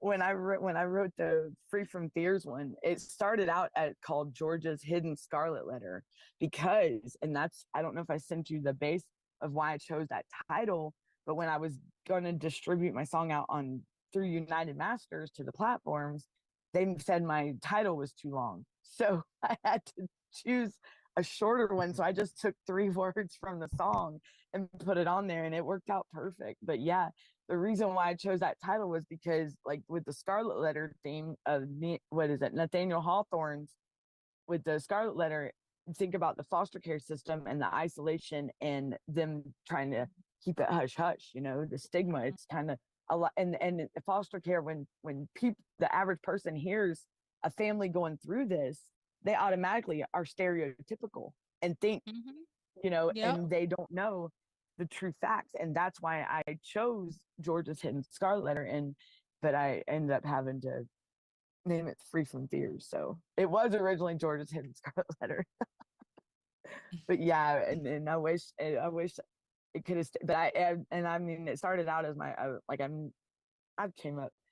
could come up with so many things, but that one I had to get, because it hurt. My son was out there, and I feel isolated, and I'm shutting down, and I had to get, and these other kids. And when I seen this one that would come up every day to the video and just, hey, Miss Wah, and he called me Auntie Wah, Auntie Wah. That's what he's saying. I'm like, and Those now kids he's are so lonely. They just want any attention, and um the I would, is for behavioral, and yeah, they're just craving any type of yeah. attention and Kind of love. love, just nurturing. That's all. That's it. Yeah. And I could tell, and it just, and Alex and my son be like, "Well, I'm gonna put him in my pocket and bring him home with me, Mom." I said, "Okay." I said, "Well, they'll get the love, and they'll be welcome anytime." And I mean, and that's how I feel. I mean, I would, if I can get all of them, I would. And I don't care how bad they could be. I'll take all of them, because they don't deserve where they're at. They don't. They deserve a safe, stable home and love, a nurturing hug, the love that I mean, not a place that's going to just make them like robots and over medicate them and just make them be locked away from society. And that's what I couldn't stand about that place, is the fact that they were Yes. telling my son what to say. Like, they would sit there and supervise these visits, and tell and my son would always look at him and be like if he couldn't say this, and I'm like, are they standing behind the tablet, Alex? I said, tell him to go. I said, and my aunt, boy, she went off on him one day. She said, this is my visit, not y'all's. So this is my time, and made him leave. Like, oh yeah, she let him know. I have to visit with, this is my phone call. Like, y'all can just skedaddle. I mean, she didn't. Okay.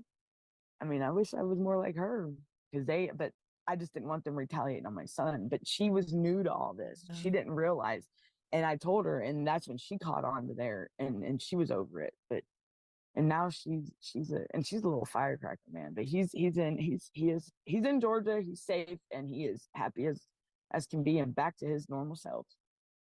Well, Yeah, I'm glad that he's back. And Gina, I've Yeah. noticed the last few episodes that we had some good comeback Good endings. stories. Yes. So yeah. They're so still it trying. They're still trying, because I don't want them going after my youngest. She's still a well, minor. yeah, they will always try, and that's the thing, is that I don't know, they just think they're untouchable, but you know, um, And my little we're girl, gonna my change youngest, all that.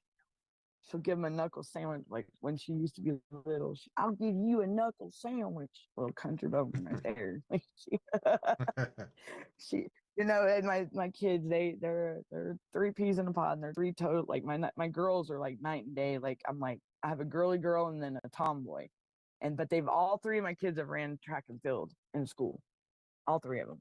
My youngest is then the top, I think, 7 in this whole state of Georgia. So go Wow. girls.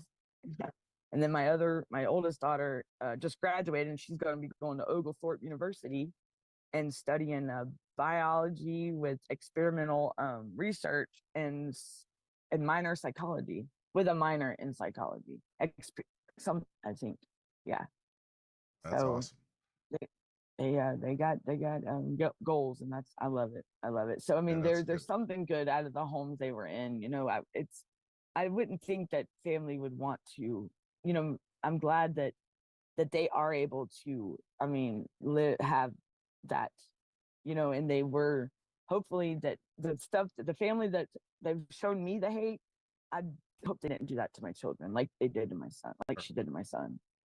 You know, my girls, I would say it's been different with them, and they are loved. But my son, my mom's gone, and my son just, I mean, it's like he was just, he's not trash. He's not a piece of trash.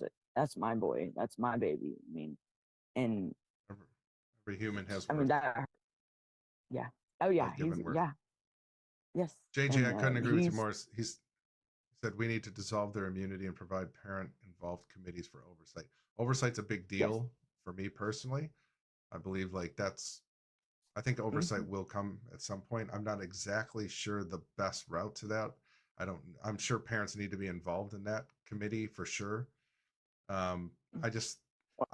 We need to, I think we as a group, those that are involved in this issue, really need to look at what kind of oversight actually works. And I don't care what industry it is. You know, if it works somewhere, you can take it as a prototype and remold it and use it again and work it. And a lot of and I'm afraid, like, and I know a lot of them are speaking out more, but a big roadblock is these parents are scared to speak out because if they have open cases, the retaliation. And I was that parent, and I'm, you know what, I got to the point where I said, you know what, this is going on too much. And in a county that I'm very familiar with, like in Cherokee, they know me very well. I mean, I mean, very, very well. And my thing is why is not anybody speaking out? They're not calling these people out and why not? I think they're afraid. They were afraid, exactly. Because and that's how they've controlled it. They've controlled it. I would but I never tell you think what, this county was like that. Never. You're my 4th episode on Cherokee County, so that tells you that they are starting to speak up, and I do receive calls constantly. And that's good to know, because I'm glad that people are starting to voice themselves, because I have begged and come on, everyone, like, step forward. I'm okay to go call their butts out. I mean, because if they want to lock me up, they've tried. What am I doing so wrong? But standing up for what's right, because why are you taking these kids and not the reunification number in Georgia has dropped. I forgot what it's 60-something% in 2024. It's not, so these kids are not being reunited with families. Candace Broche said that herself in a meeting with the state or the house or something, in one of these meetings that they had. And I was like, I was at 84%, but I just know it was up there. So there's no reunification being done. Did Candace say it with a smile? Yes, probably. She always says everything with a smile. And then but then turned around and let them know that they all got raises because they were so overwhelmed, and they're going to start seeing changes. I ain't seen it yet, because I can't tell, because even the improvement plan that the HHS put the state of Georgia on in 2017, they're still failing. And they violated families' constitutional rights, due process, and equal protection. And they're still doing it. That's the biggest thing. And Candace Brose is sitting in that group, Georgia Parents Against DFAT. Yes. She is watching all of the fraud. Yes. She is noting everything. And she's also noting there's a lot of workers in there too, from Cobb County, from Cherokee County. And when I caught mine in there, the ones that were out, they either blocked me or because I called them out. Oh no, like and some of them removed themselves. They blocked me on LinkedIn because come see me. I want y'all to see me. What's up? Like, why are you? Why? Because why are y'all trying to fish for information on these parents? Stop being bullies. Stop. Because what they do is they use it in court, and Yes. that's exactly what. So they have this little thing where they go in and they see, okay, and then she sits there, and I call her out all the time in that group. She don't say anything. I've emailed her. I've asked They for a use meeting fake with Rescue names. the Fosters. She will not respond. So she knows, and she just sits there and silently. They've got fake Facebook profiles too, because like when the one contacted me on Facebook, we weren't friends, but it's not even her name. The name is Amanda Lee, and I looked it up. There's a psychologist in Georgia for the DFC named Amanda Lee, but it wasn't the lady's name. So, and that is still open. And I just gave that out, but so they're probably gonna block it now, but I don't care. You know, like, but they have fake. Yeah, profiles they build fake Yeah, for sure. profiles, and they go Yes. through the parents, and then they tell, and then they yeah, use it in court. It's all they had lies and 15 deception. pages. Yes, and then 15 pages of the directory on the staff for the whole state of Georgia of just numbers that I know that they've used just to call and hang up to say that they've, because it's happened to me. And I looked up these numbers on, when I found that on the directory, I sent you the staff of for Georgia, and there's numbers that they have that are just sitting there, but they use these to just call and but say that they've contacted the parents. And they did that to me when they got my son in care, like when they took him in. She said she contacted me. No, she didn't. No, she didn't. But I looked up that number, and sure enough, she called and hung up. Is what she did. That's it. Nothing else. And that's and a lot of them numbers are. I mean, why would they spoof calls? Is what I call them. They're doing stuff that's shady, and they're getting away with it. They need to be held accountable. Like this and it's because they can't be held accountable because there's no oversight. They're their oversight, which is no oversight at all. A couple things in the chat. JJ said we need to start sending our cases to the White House Doge. Okay, so actually, if you go over to the Facebook page of Connie Rigoli and Family Forward Project, they actually did that a couple months ago. They were sending letters to, I think they were sending them to someone directly. I can't remember who it was. Was it Marjorie? I've also Taylor Greene. Marjorie Taylor Greene. Well, I've also been in touch with Barry Loudermilk's his right hand man, like and I've like even another person from Cherokee County, because I guess when I messaged the White House or something, somehow my request got forwarded. The Washington office forwarded my request to Barry Loudermilk's office down here in Georgia, and I'm like, wow.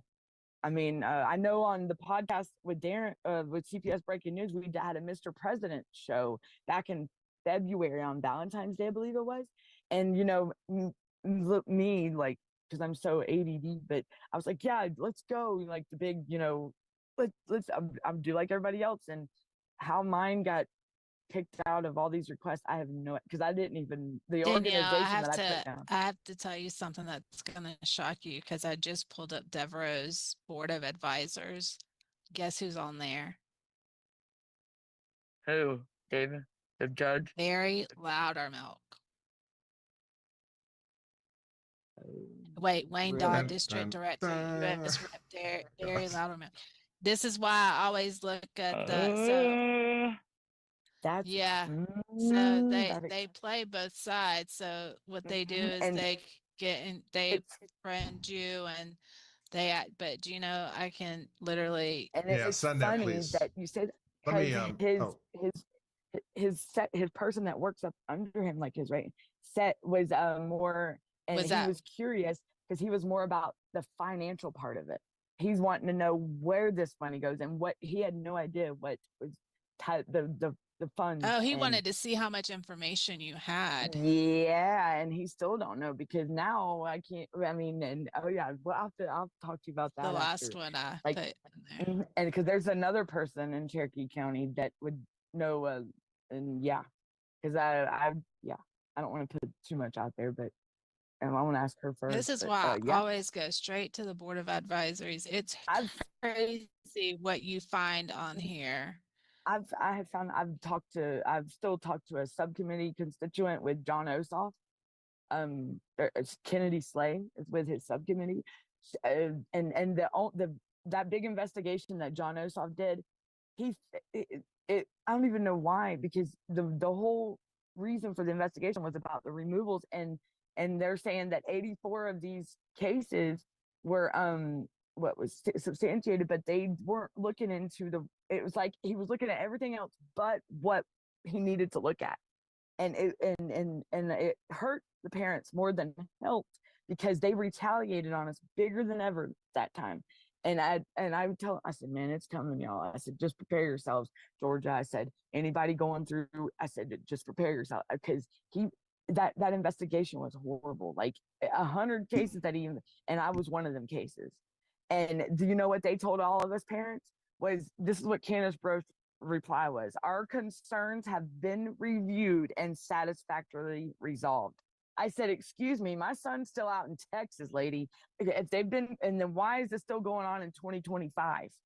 Like the same due process, equal protection. Why are these kids? They don't even count the kids that are missing. Yes. Okay. Why the kids can't that the are kids missing go to family? No, they don't. Why can't the kids go to family? Sylvia, I don't see him on the list.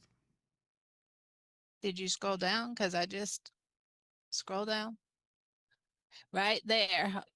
Go right there. Gino, stop. Go up. Go up. Right there. Wayne Dodd. Stop. District Director, yeah, right there to the U.S. left. Rep. Yeah. Barry Loudermilk. Oh, gotcha. Okay. You can zoom in. Wayne Dodd, because that's the person that wow. I've never heard the Wayne Dodd name, but the guy that was Paul, but I will definitely, and he's the district. Barry Loudermilk is a representative for Cherokee County. And we have had a meeting with the guy that his right hand man, Paul, and never heard back from. I mean, this county needs to be held accountable. Like they're doing this to kids, and I mean, a family just got their kids back finally, but she just went on the news about the drug test out there in Cherokee County. But she just got reunited with her kids, just the other day, her girls finally, and she's been going through it. And she went on the Atlanta News First about the drug test out there in Cherokee County, and but that's the only other family that I know of that's been, because my son, it wasn't because of the DFCS that I got my son home. It was because me and my aunt. It wasn't because of them. They were trying to keep him away from us. And, it's just, we could not get a definite answer. The local media needs to start covering this stuff. It's their job to start reporting this too. So a couple more things in the chat here I just want to address. Kara Davis 59 said, my kids were adopted out. Do I even have a chance of getting them home? They were adopted in 2015. I know y'all can't give out lawyer advice. I was just wondering. I want them back. 2015, 10 years.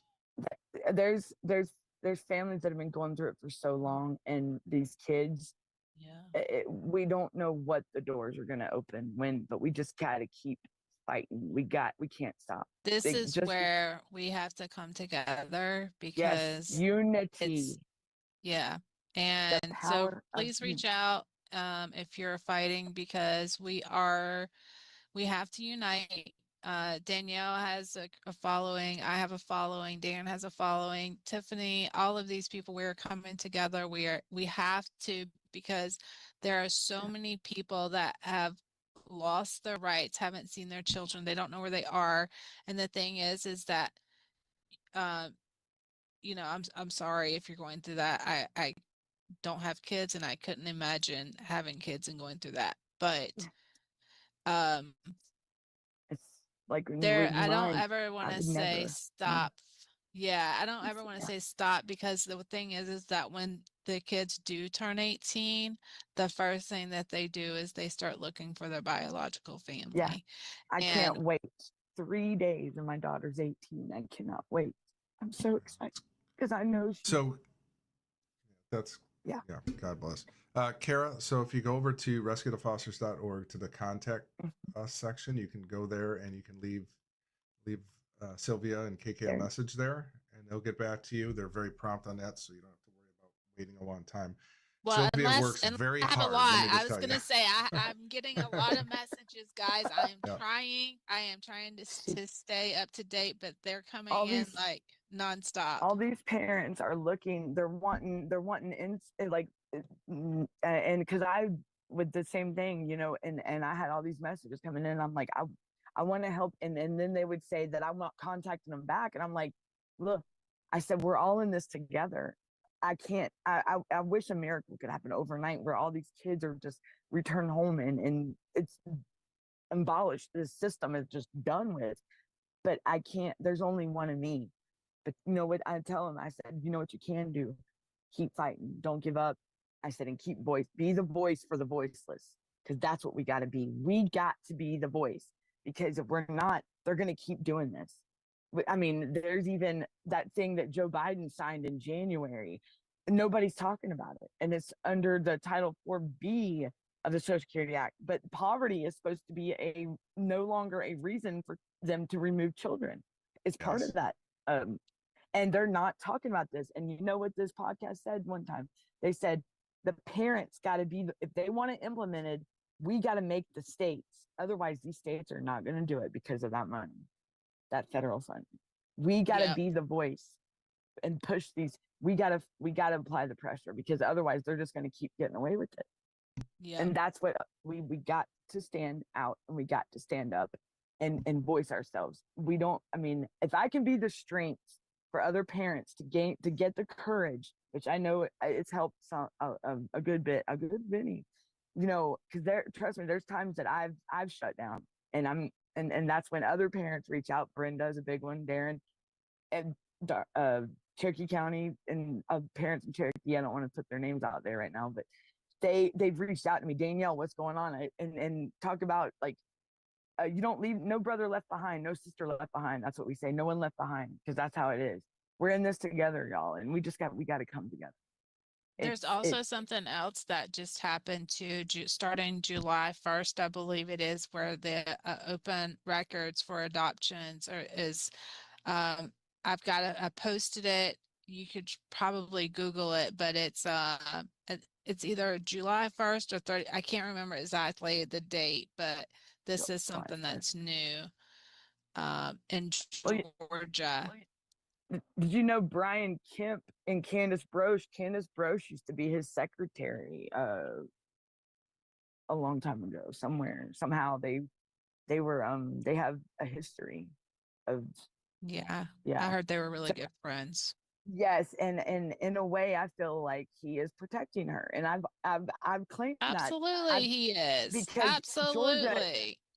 Georgia is a state that should be on the radar, definitely called out, like Maine, Texas, all good these old other ones. boy system, every other Right. county, and it's Camden County down there, like Camden County, huge, good old boy system. Yeah, Mhm. it's And really sick because they don't.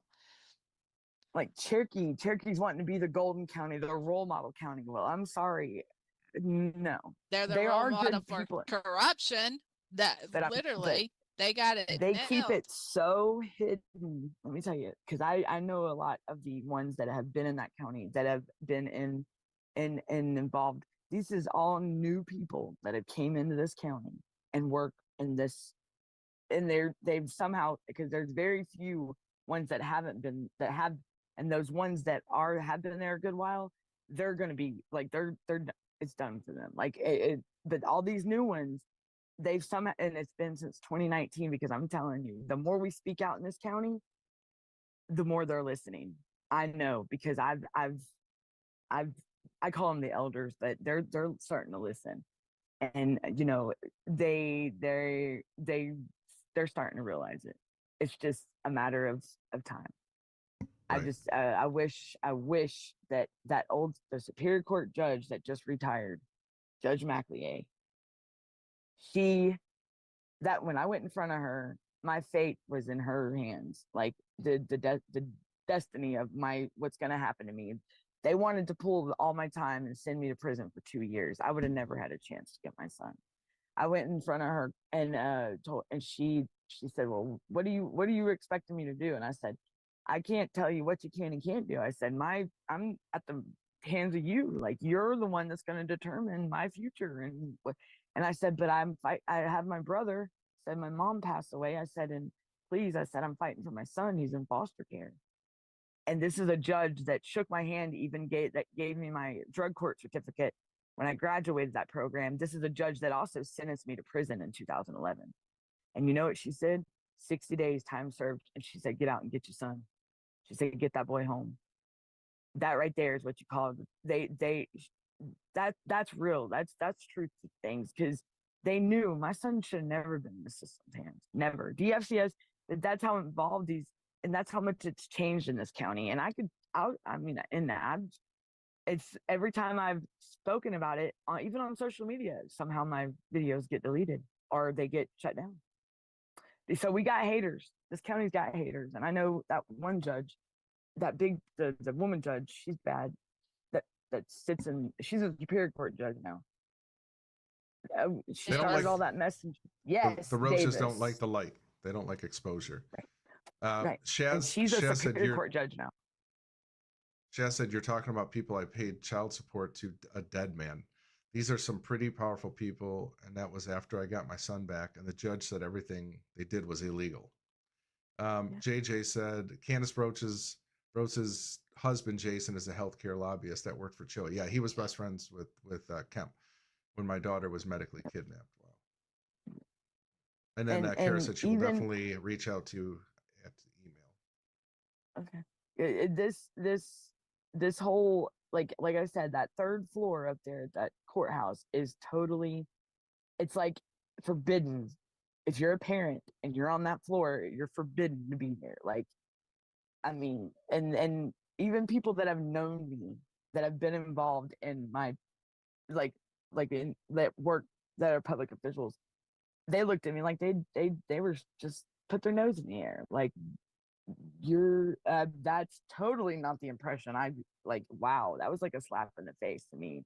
Like, wow, you just talked to me 2 weeks ago and now you're seeing me on this floor and you act like you don't even know me. Wow. Yeah, it's funny how they can do that too, isn't it? And how they can just literally like have no expression. It was a surprise. It surprised the heck out of me. Like, it's really creepy, if you ask me.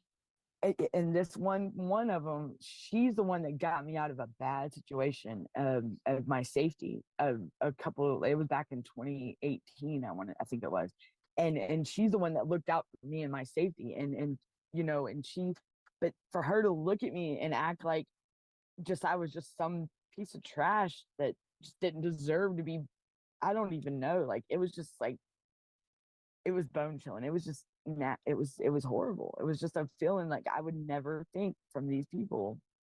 I mean, I already, and just some, especially like her and a couple, there was a few, two or three of them that I've known, but everybody else, I knew they were, because they're old. They're like, there's one up there, she's a ex-DFACS worker, and they keep changing her job title because it's a different title every email I get from her.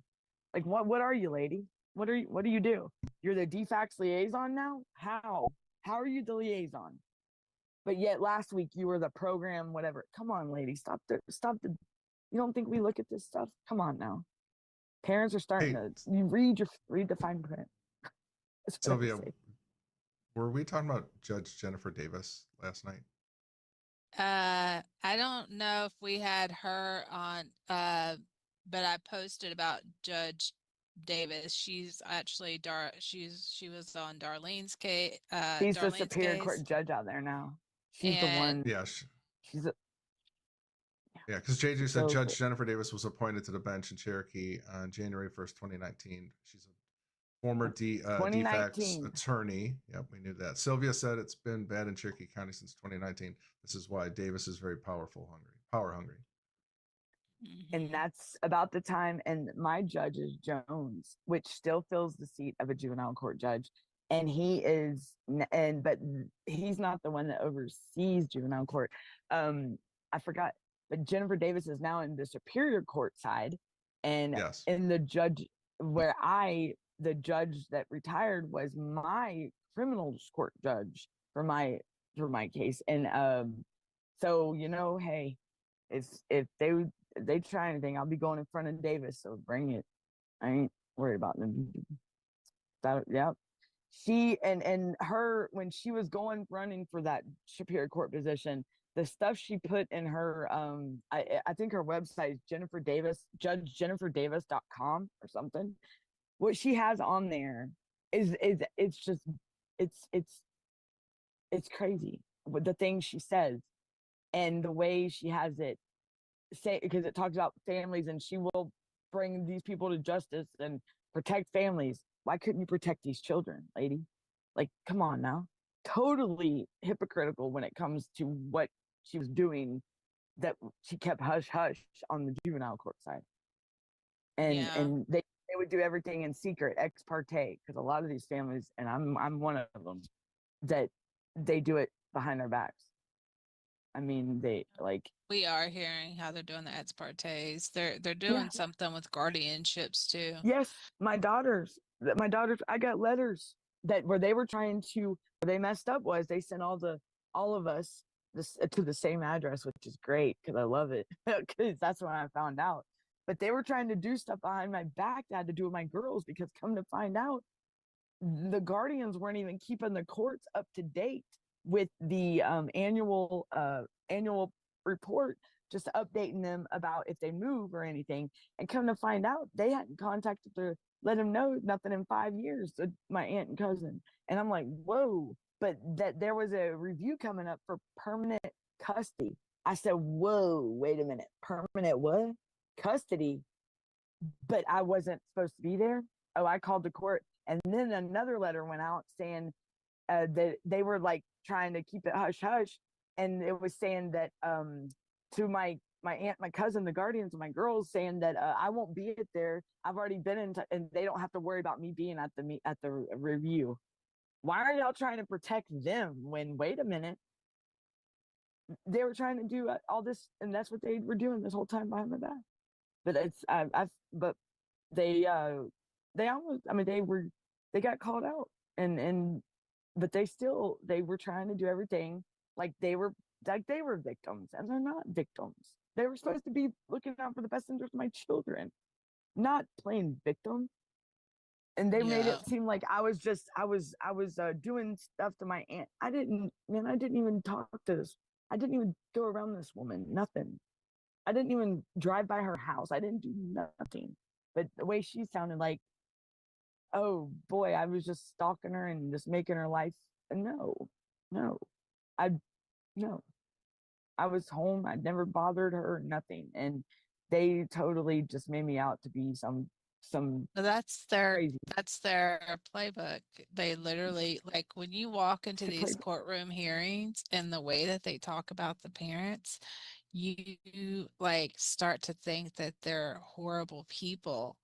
And then you get to know them and you get to know their story and you get to see their paperwork, and it's not it. Like, I swear there should be a Grammy ceremony for DAs, because DAs, they tell such lavish stories like you've never heard in your life, and they put so much narrative and I mean it's insane.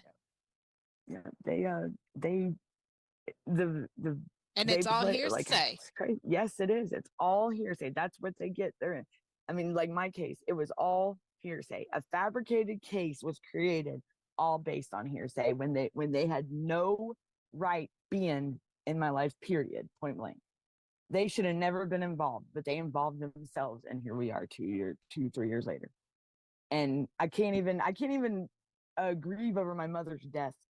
I haven't even got to grieve over my mom's passing. That's the other thing that's really disgusting to me, Danielle, is that they always swoop in. Have you noticed, Gina, that they always swoop in when somebody just lost somebody, because that's really when you can't. It's you're grieving. The family members. Yeah. Your grief's you're grief stricken, and they're going to come in and take advantage of a horrible situation. That's how evil they are. Even my mom's sister just her to use it to her advantage. Like it's sickening. Like that's my mom. That was my mom. That just because that was, I understand, but for them to tell the funeral home that my mom only had one kid, that's just wow. Yeah. It's crazy. So Judge Davis was temporarily put on the CASA board of directors, but after the election, she was placed back on CASA advisory committee. On the CASA advisory committee with Cherokee County DFACS director Brooke Ford. And then JJ also said yes. JJ also said, yes, Sylvia, I had a pastor and his wife laying hands praying for my daughter, so they made me out to be a cult leader. Wow. They don't like Jesus. They don't like God. Oh, no. JJ, it sounds like you have a story. So if you want to share, just please reach out. I got a friend that reached out to me from Cherokee, and they did the same thing. Like our situation back years ago, and now he's going through. They got his son, and he had the same kind of guardianship and everything like I did. And our stories were, me and him were like, that's like he's my best friend.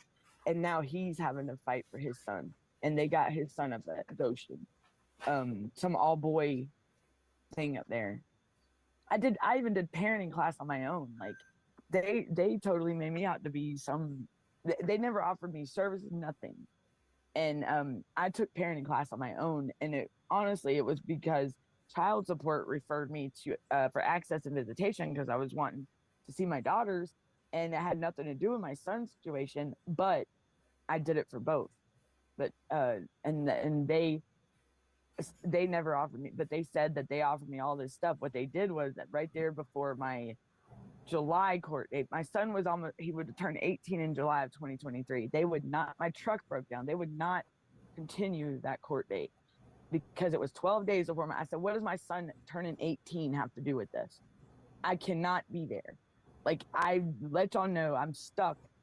But yet in December of that year, they have a post-18 termination review.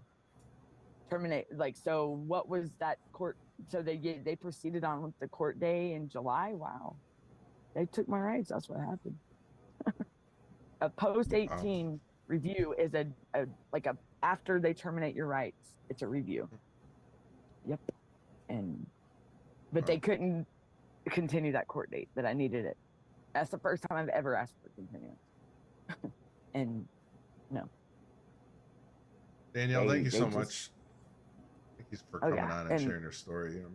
Thank you for letting me. Cherokee County, the mafia must be running Cherokee County. That's what it sounds like. But it's pretty disgusting crazy. What's going on there. They're changed. Even like with the businesses and the construction there, it's like they took away my whole childhood, like my history. They just tore down my grandma's old house, and they're wanting to change. Like, my childhood memories are just they're going to change the street name and everything. So if that tells you that it's makes you wonder. It's because it's totally not what it has Cherokee County as. When I grew up in that county, and it was a family-oriented community county, and it's not that way now. That's exactly what Joyful, our good friend Joyful June, who lives in Georgia, she said, I was born here in Cherokee County and still live here. It has changed so much since I was a baby. It makes me so sad. Yeah. I didn't know Joyful was in Cherokee County. Joyful, get your loved ones out. For them to be so much back in 2011 and so until like 2019, they were so about keeping the kids with the family. If the kids got taken, they would make sure that the family's like a family member, they would do right. But after 2019, it's like, I'm just hearing and I'm still seeing it. Like, there's a mom and her sister passed away, and they're letting the foster parents adopt the kid. Why can't the family get? But the other county let 2 of the kids go to be with family, but yet Cherokee won't let one of the kids. That's their blood member. That's their family. Don't do that. Why? That's not cool. Why traumatize a child like that when she's got a loving family that wants her, that needs her home with them? it's like punishment to these families. I mean, I'm Love a of living, money is the root of all evil, Danielle. yes, I mean, that's what it boils down yep, to. These people love money it's more than they love human beings, which and is that's what Cherokee mind blowing. That's true. Look at all the Correct. construction in Cherokee County. Money. There's a parking garage in Woodstock, Georgia. When I used it, and my brother about freaked out, and he's disabled, and he wanted to, yeah. Like they are totally. It's all about money, and that's if they want to be the Golden County and the role model county, they definitely ain't looking. They ain't doing what they should. It should be about togetherness, communities together, looking out for each other, and it's not even like that anymore. Right. Nope. Sylvia, did you want to touch on this pre-adoption person? Well, I was just wanting to share it out because I know that a lot of foster kids, a lot of adopted kids, you know, like you are gonna like they are opening it up more now. Good. This is something new, so don't ask me how it works or anything like that. I just know that it's something new. It's hopefully to Because they get try to the wipe birth away certificates. their Yes, history, like their that and they family, like changed their the names and all that kind of biological. stuff. So please just you know, Is that let me Georgia? know. Yep, Or that's is that it? Georgia. Okay. Yeah, it Yeah. started yesterday, July 1st. Cool. Yep. Yeah, it says I didn't even know effective that. July That's 1st, awesome. 2025, Senate Bill 100, also known as Andy's Law, grants individuals who are 18 years of age or older and born in the state of Georgia the right to request and obtain an uncertified copy of their original birth certificate. Oh wow. See, and Yeah. it's stuff like this that we got to speak out about. If we find it and we see it, that they're not gonna tell us. They're not going to put that out there. That's exactly what if we come across it and we see it and it's not being talked about, speak about it. We got to be the voice. That's the only. I mean, that's a big thing is standing up and speaking out and being the voice and making these states implement what they should be doing.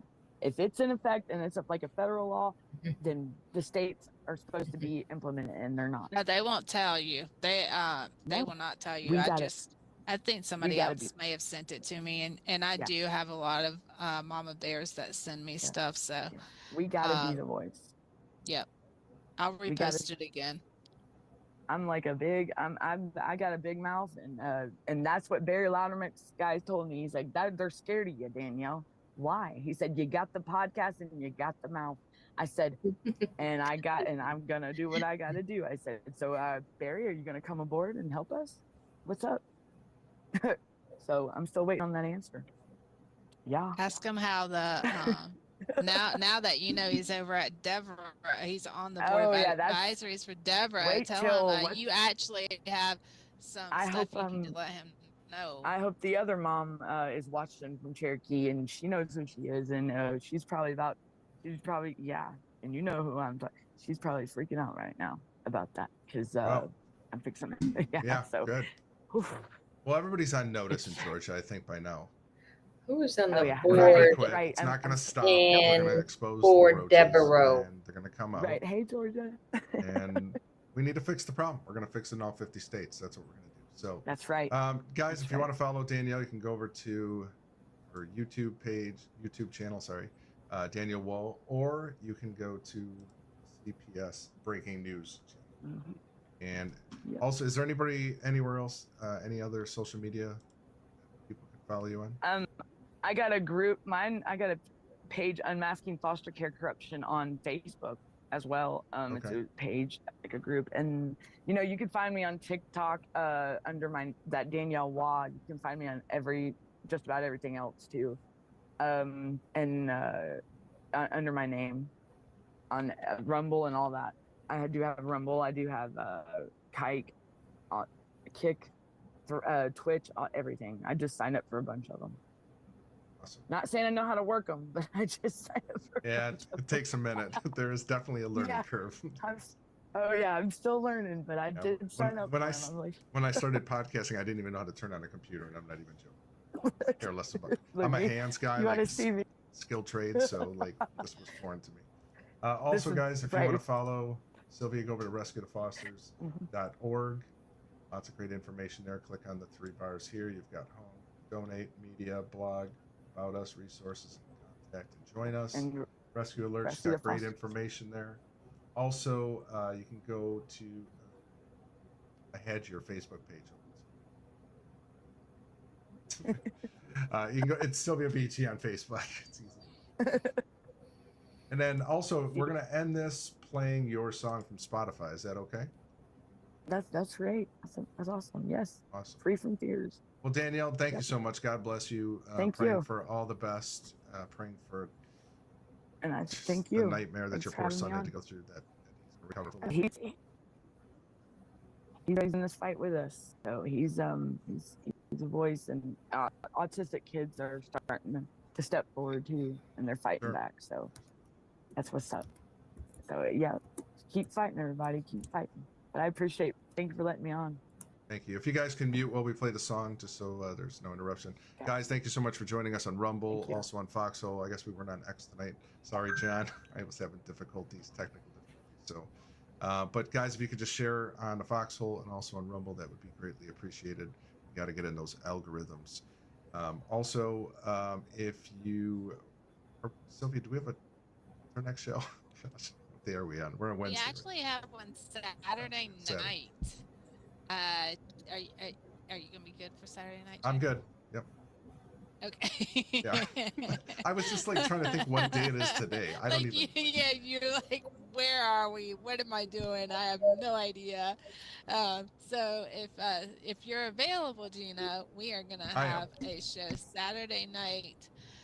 This is Bailey Templeton, and this is another horrific story that DFCS totally ruined this child. I don't want to give you all the story, so tune in Saturday night. It's crazy. Another hospital, Children's Hospital, St. Jude story. So join us Saturday night. Oh boy, those hospitals. Watch out for them. Okay. God bless everybody. Have a great night. Again, if you guys can mute while we play the song, we'll see you next time. Take care.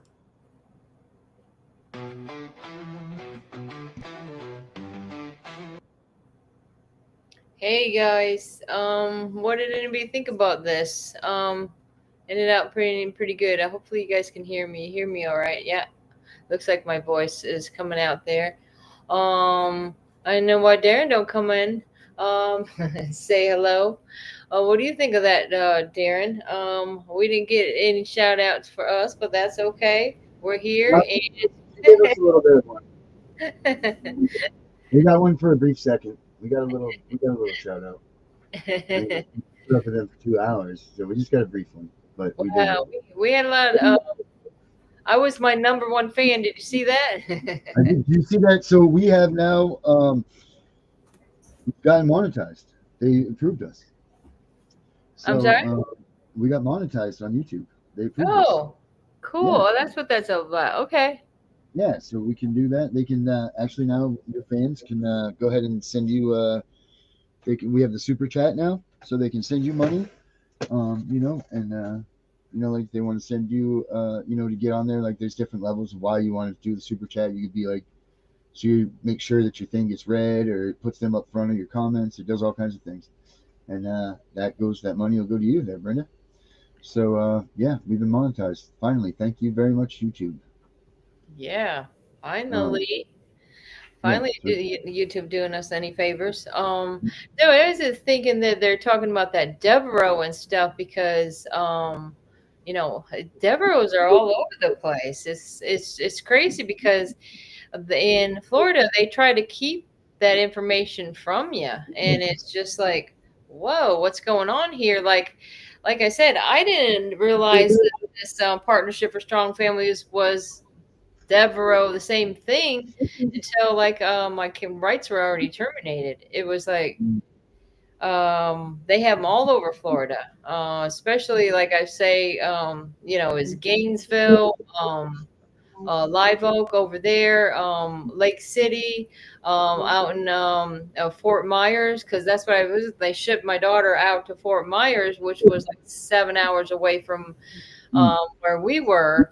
And then come to find out, like I'm also looking at the discoveries from my Charlotte County case from 2019 when I tried to get my daughter out of that abusive situation, and come to find out they said she had some type of counselor and it was a guy's name said he was from Devereaux, and I'm like, well, geez. And then I tried to reach out to this Fort Myers Devereaux, but it's like, oh, we don't know this guy. We don't know anything about this guy. It's like Brian Weir. Yeah, I was like, wow, that's something else. It's just like that. It's so disheartening to think like your kids are just thrown in with these strangers that have no idea what their needs are, yeah, or what their likes are. And it was just so weird to me to go like that many years and have, that stuff happen, have my rights terminated. And then my Charlotte County case comes out, and, the dependency case is being mentioned in my discoveries. I'm like, what is going on here? Like, it's like, are the different counties or whatever, are they joining together in this thing to steal children? It seems like they're working together there. Yeah, well, you figure those children I say this all the time. These poor freaking kids get thrown into this stuff. We as parents get to, we have support. We have our family here, but these kids just get taken and they get thrown into the mix of something. They have no support. They don't know anybody. They don't, there's nothing at all for them. They got to go into survival themselves, and it sucks. It sucks for them. It's awful what they do to them, and to put them into these shameful places like they do, like with Danielle's son, your kids. It's asinine, and how America's not standing up for that, I have no idea, but they better freaking start. I'm telling you, we're gonna see, but I'm surprised that Danielle isn't here. Hmm? I'm surprised that Danielle didn't come flip right over here. Her blood pressure's probably out the wall right now. She can get through that show without any interruptions, I'm sure. But what that went on for like 2 hours, didn't it? Wow, close to it. Well, that's exciting. I'm glad you're able to do that. I think we should start doing that, Darren, with shows like when that what is it, God, Sex, and Love or something, that Miracle. She does shows for Allie, and then we could just sit back and let Allie do the talking, because I think they're really getting out there trying to figure out, get their story. And not only get her story out, is their goal is to save the kids, and that's what my goal is. And she sticks to that very, very, very, very firmly. Like if you try to come in there and try to do something that you're not supposed to be doing, she gets very angry about that. Oh, really? Yeah, you're not, like if you're not real, then oh, like she stands firm to that. Like if you're trying to just get views off of her, things like that, she'll call you out. Like she's very, very much, like that's her game, is the CPS and the kids thing. That's what she, like she doesn't even, that's what she wants to expose, because she was trafficked by CPS. I mean, that's where all of her stuff came from. And I don't know if people think, and I know that some of her stuff seems crude, but if it seems crude to you, imagine what it was like to live it. That's what I tell people. And they're like, why do you play that so gross? Well, this poor girl had to live it, like, so, like these kids being taken, their lives aren't fucking, excuse my language, but it's not, like crimson clovers. It's not good. A lot of these kids, their lives, once they get taken from these families, is awful. And if it's not on that skin, like she's not, like they're not all on the circuit of, the politicians and stuff, but just what goes on in these foster families' homes, doing, bad things. And this is what's going on. These CPS agents don't screen these people. No one's getting screened. No one's getting anything in these cases. Like nobody's getting watched. Like they're just throwing kids in homes they don't even know nothing about. Pedophiles are sitting there with their arms wide open. It's terrible. Yeah, that's what I can't figure out. It's just like, I was watching something where, okay, they were saving the kids out in Florida or something like that. But the cop says himself, he says, it's very questionable that these kids that are running away, okay, because a lot of them were fosters, and then all of a sudden they're finding these kids, okay. Well, he's saying, well, it seems very questionable of who would take these teenage children into their homes. That just doesn't seem right.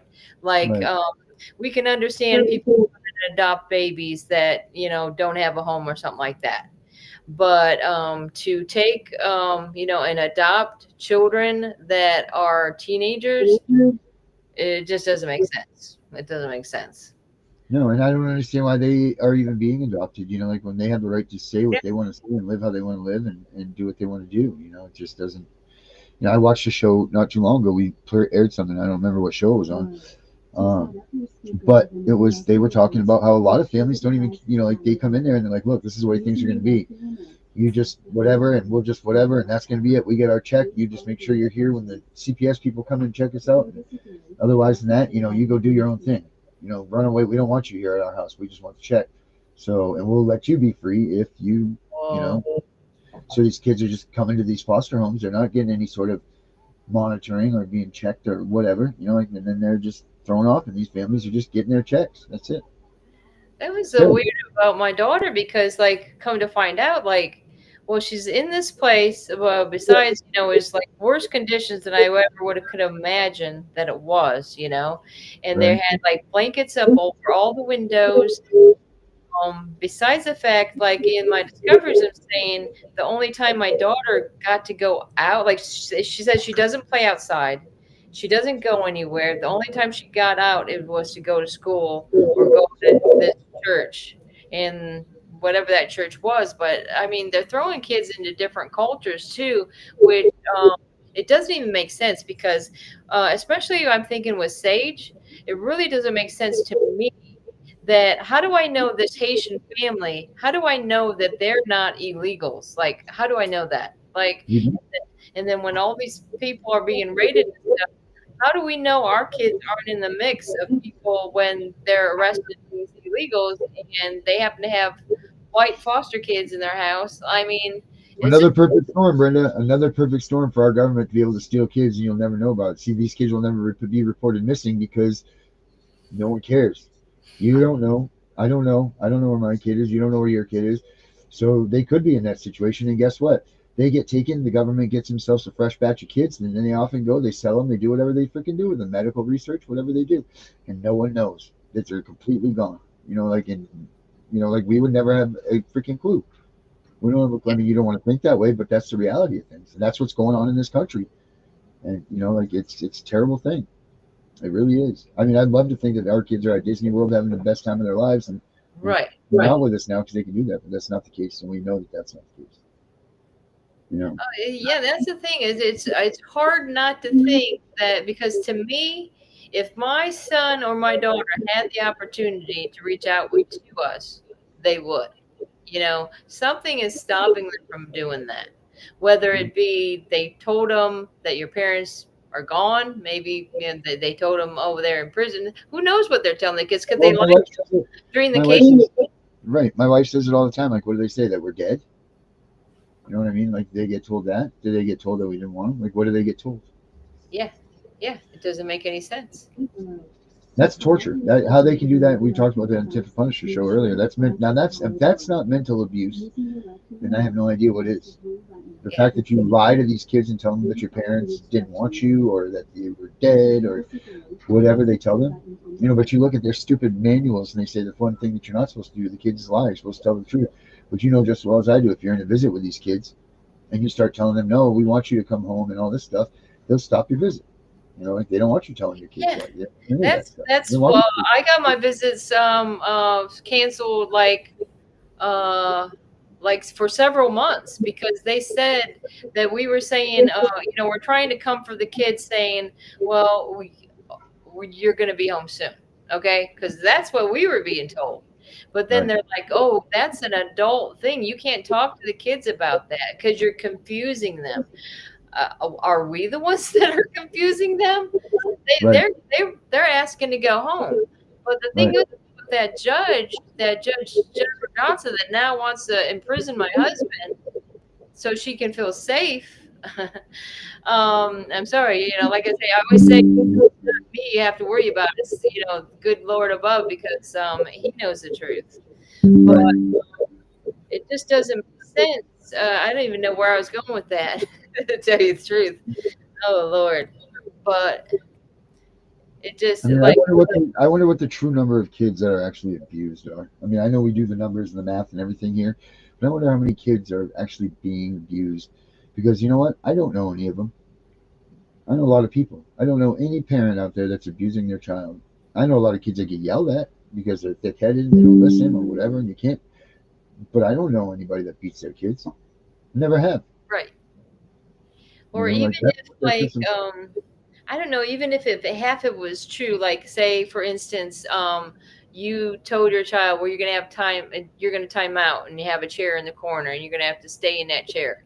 And then they would somehow twist that around that's an awful thing too. Like, or I mean, the Bible says you spare the rod, you spoil your child. I mean, we got we got whippings when I was a kid, but also says that if you mess with the children, you're going to have concrete shoes too. They talk about that. So people heed that warning. Caseworkers especially. mm, Your afterlife is going to be no good. Nope. No, it's man. not. Yeah, it's just like and it seems like it doesn't stop with the children either. Since they're noticing that they can make money on the elderly as well. I mean, how many stories have you heard about these nursing homes and stuff like that for the elderly where these they're being abused? I mean, my son actually sees it as well when people come into the emergency room say or something like that, and their grandma or whatever is very sick. It's strange because all these their families start thinking, well, gee, if we did this, all of a sudden they're going to abandon their loved one because of the love of money. It doesn't make sense. Like they say, the same thing with the family members when it comes to your children. Say if you had the opportunity to take your niece and nephew in or something like that, and then they turn around and then they just get so greedy or something. It doesn't make sense to me because I see my friend over here in Louisiana. She has taken her niece and literally she's like a little bit younger than me. The last thing she wants to do is be taking care of this 14-year-old girl. Mhm. Her family's her kids are all done and grown, but she saw that this girl was going to be ending up being put in an institution because she did need somebody to take care of her. Her parents were drug addicts and admittedly they couldn't take care of the kids. So and I just got to give it to this lady because she has been doing everything. And this girl, I tell you, she's 14 years old. She's never went to the store and bought like clothes before. She never did this and she never did that. Like all this stuff was new to her. And I've been kind of hanging around with them for a little bit. And she's very timid. Like she's saying, well, she wanted to go. Like I went to the fireworks with them last Friday, which was very nice. But I mean, I think it's just a blessing that you have family members that will, stand up for their family because I can tell you my older kids had nothing to do with trying to help get their brother and sister back, Yeah. I So, don't know why a lot of families like that, but it's crazy. mhm. Absolutely crazy. But yeah, that's how that works. I got to actually, I got to run in the other room for a minute because my Well, mother. I think I should wrap it up too because I'm working on some stuff and then I gotta go to work tomorrow morning. So Are you on regular time tomorrow night or are you in the morning tomorrow? I should be on regular time tomorrow. Okay. And then Yeah. Friday you're doing the morning, right? You said? Yeah, I try to do it. Yeah, I should be able to do it Friday. I don't know what happened last Friday. I don't know. I don't know. So, but tomorrow night, regular time. And then Friday should be regular time too, right? Okay. So, Unless all right. something's going 9 on that I o'clock. don't know. Whatever it is. Yeah, I want to start getting I want to get the CPS Victims Hunting Justice Show going back on too next week. So Yeah. we got to work that out. So we got to get that going. And Yeah, we were talking about that and then it never did happen. yeah, so we need to do that. That needs to be back So in. So we got a lot of things coming, people. I got the website almost done. We have that coming. We got a lot of things coming. So yep. All And right. we're keeping up the fight. That's all we can do. Yeah. Don't give up, right? Never No. give up. Good job, Danielle. You really did a nice thing. Yeah, Danielle, that was great. Do you see her in the chat anywhere? I don't even know where she is. All right. Thank you guys for joining. Thank you for Facts Over Lies. Thank you very much, Classical. All right. See y'all. From sticks and mud. Good night, guys. Our ancestors crossed 1,000 miles over the ocean, leaving behind a past that was negative emotion. When they first sighted land, they all jumped overboard and swam. They couldn't believe they were living in freedom. The government they once had didn't need them. It was tough during the first days, figuring this strange land. Many grouped together and started a plan. They knew they needed something to keep them in line. This is when they wrote the Constitution, man, it was divine. A bunch of men agreeing never lost their mind. They gave us all our freedom, one amendment at a time. And when they finished writing, 39 men had to sign. We have freedom, you can't take away. The Constitution guarantees that. So take your false authority and go the fuck away. The next 200 years came with a price.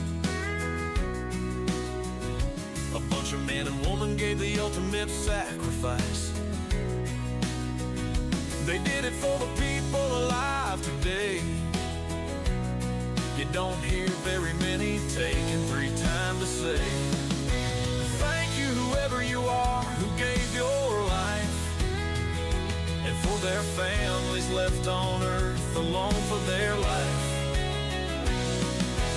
Thank you for your gift, the life that you gave. It lets us live as free men. Oh, glory we will wave. Now we are here in 2025, a year led by selfishness. There's no surprise, the government is taking over. It's a friggin' mess. Our kids are being taken by people who must be diseased. Who the hell gave them that power?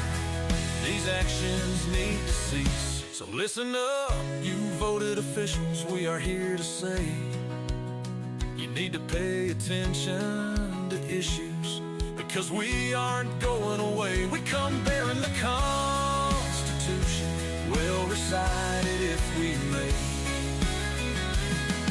We the people is how it begins. The words that follow, you can fill them in, because they aren't true as they were meant to be. You're taking our freedoms one at a time. No one's paying attention except for us reciting these lines. You don't get to take away the rights we were given. Taking away our children should get you in prison. I'm not messing around, it's no laughing matter. Give our children freedom, or feel your teeth shatter. We are the ones who make the decisions. You lost track of your job, we're here to petition. This is your final chance. America doesn't need to fight a civil war. We just need you politicians to hit the door. So do the right thing and leave this city of Washington, or turn things around, give us something to pawn again. Give us back our children, not one at a time. We all want them back home all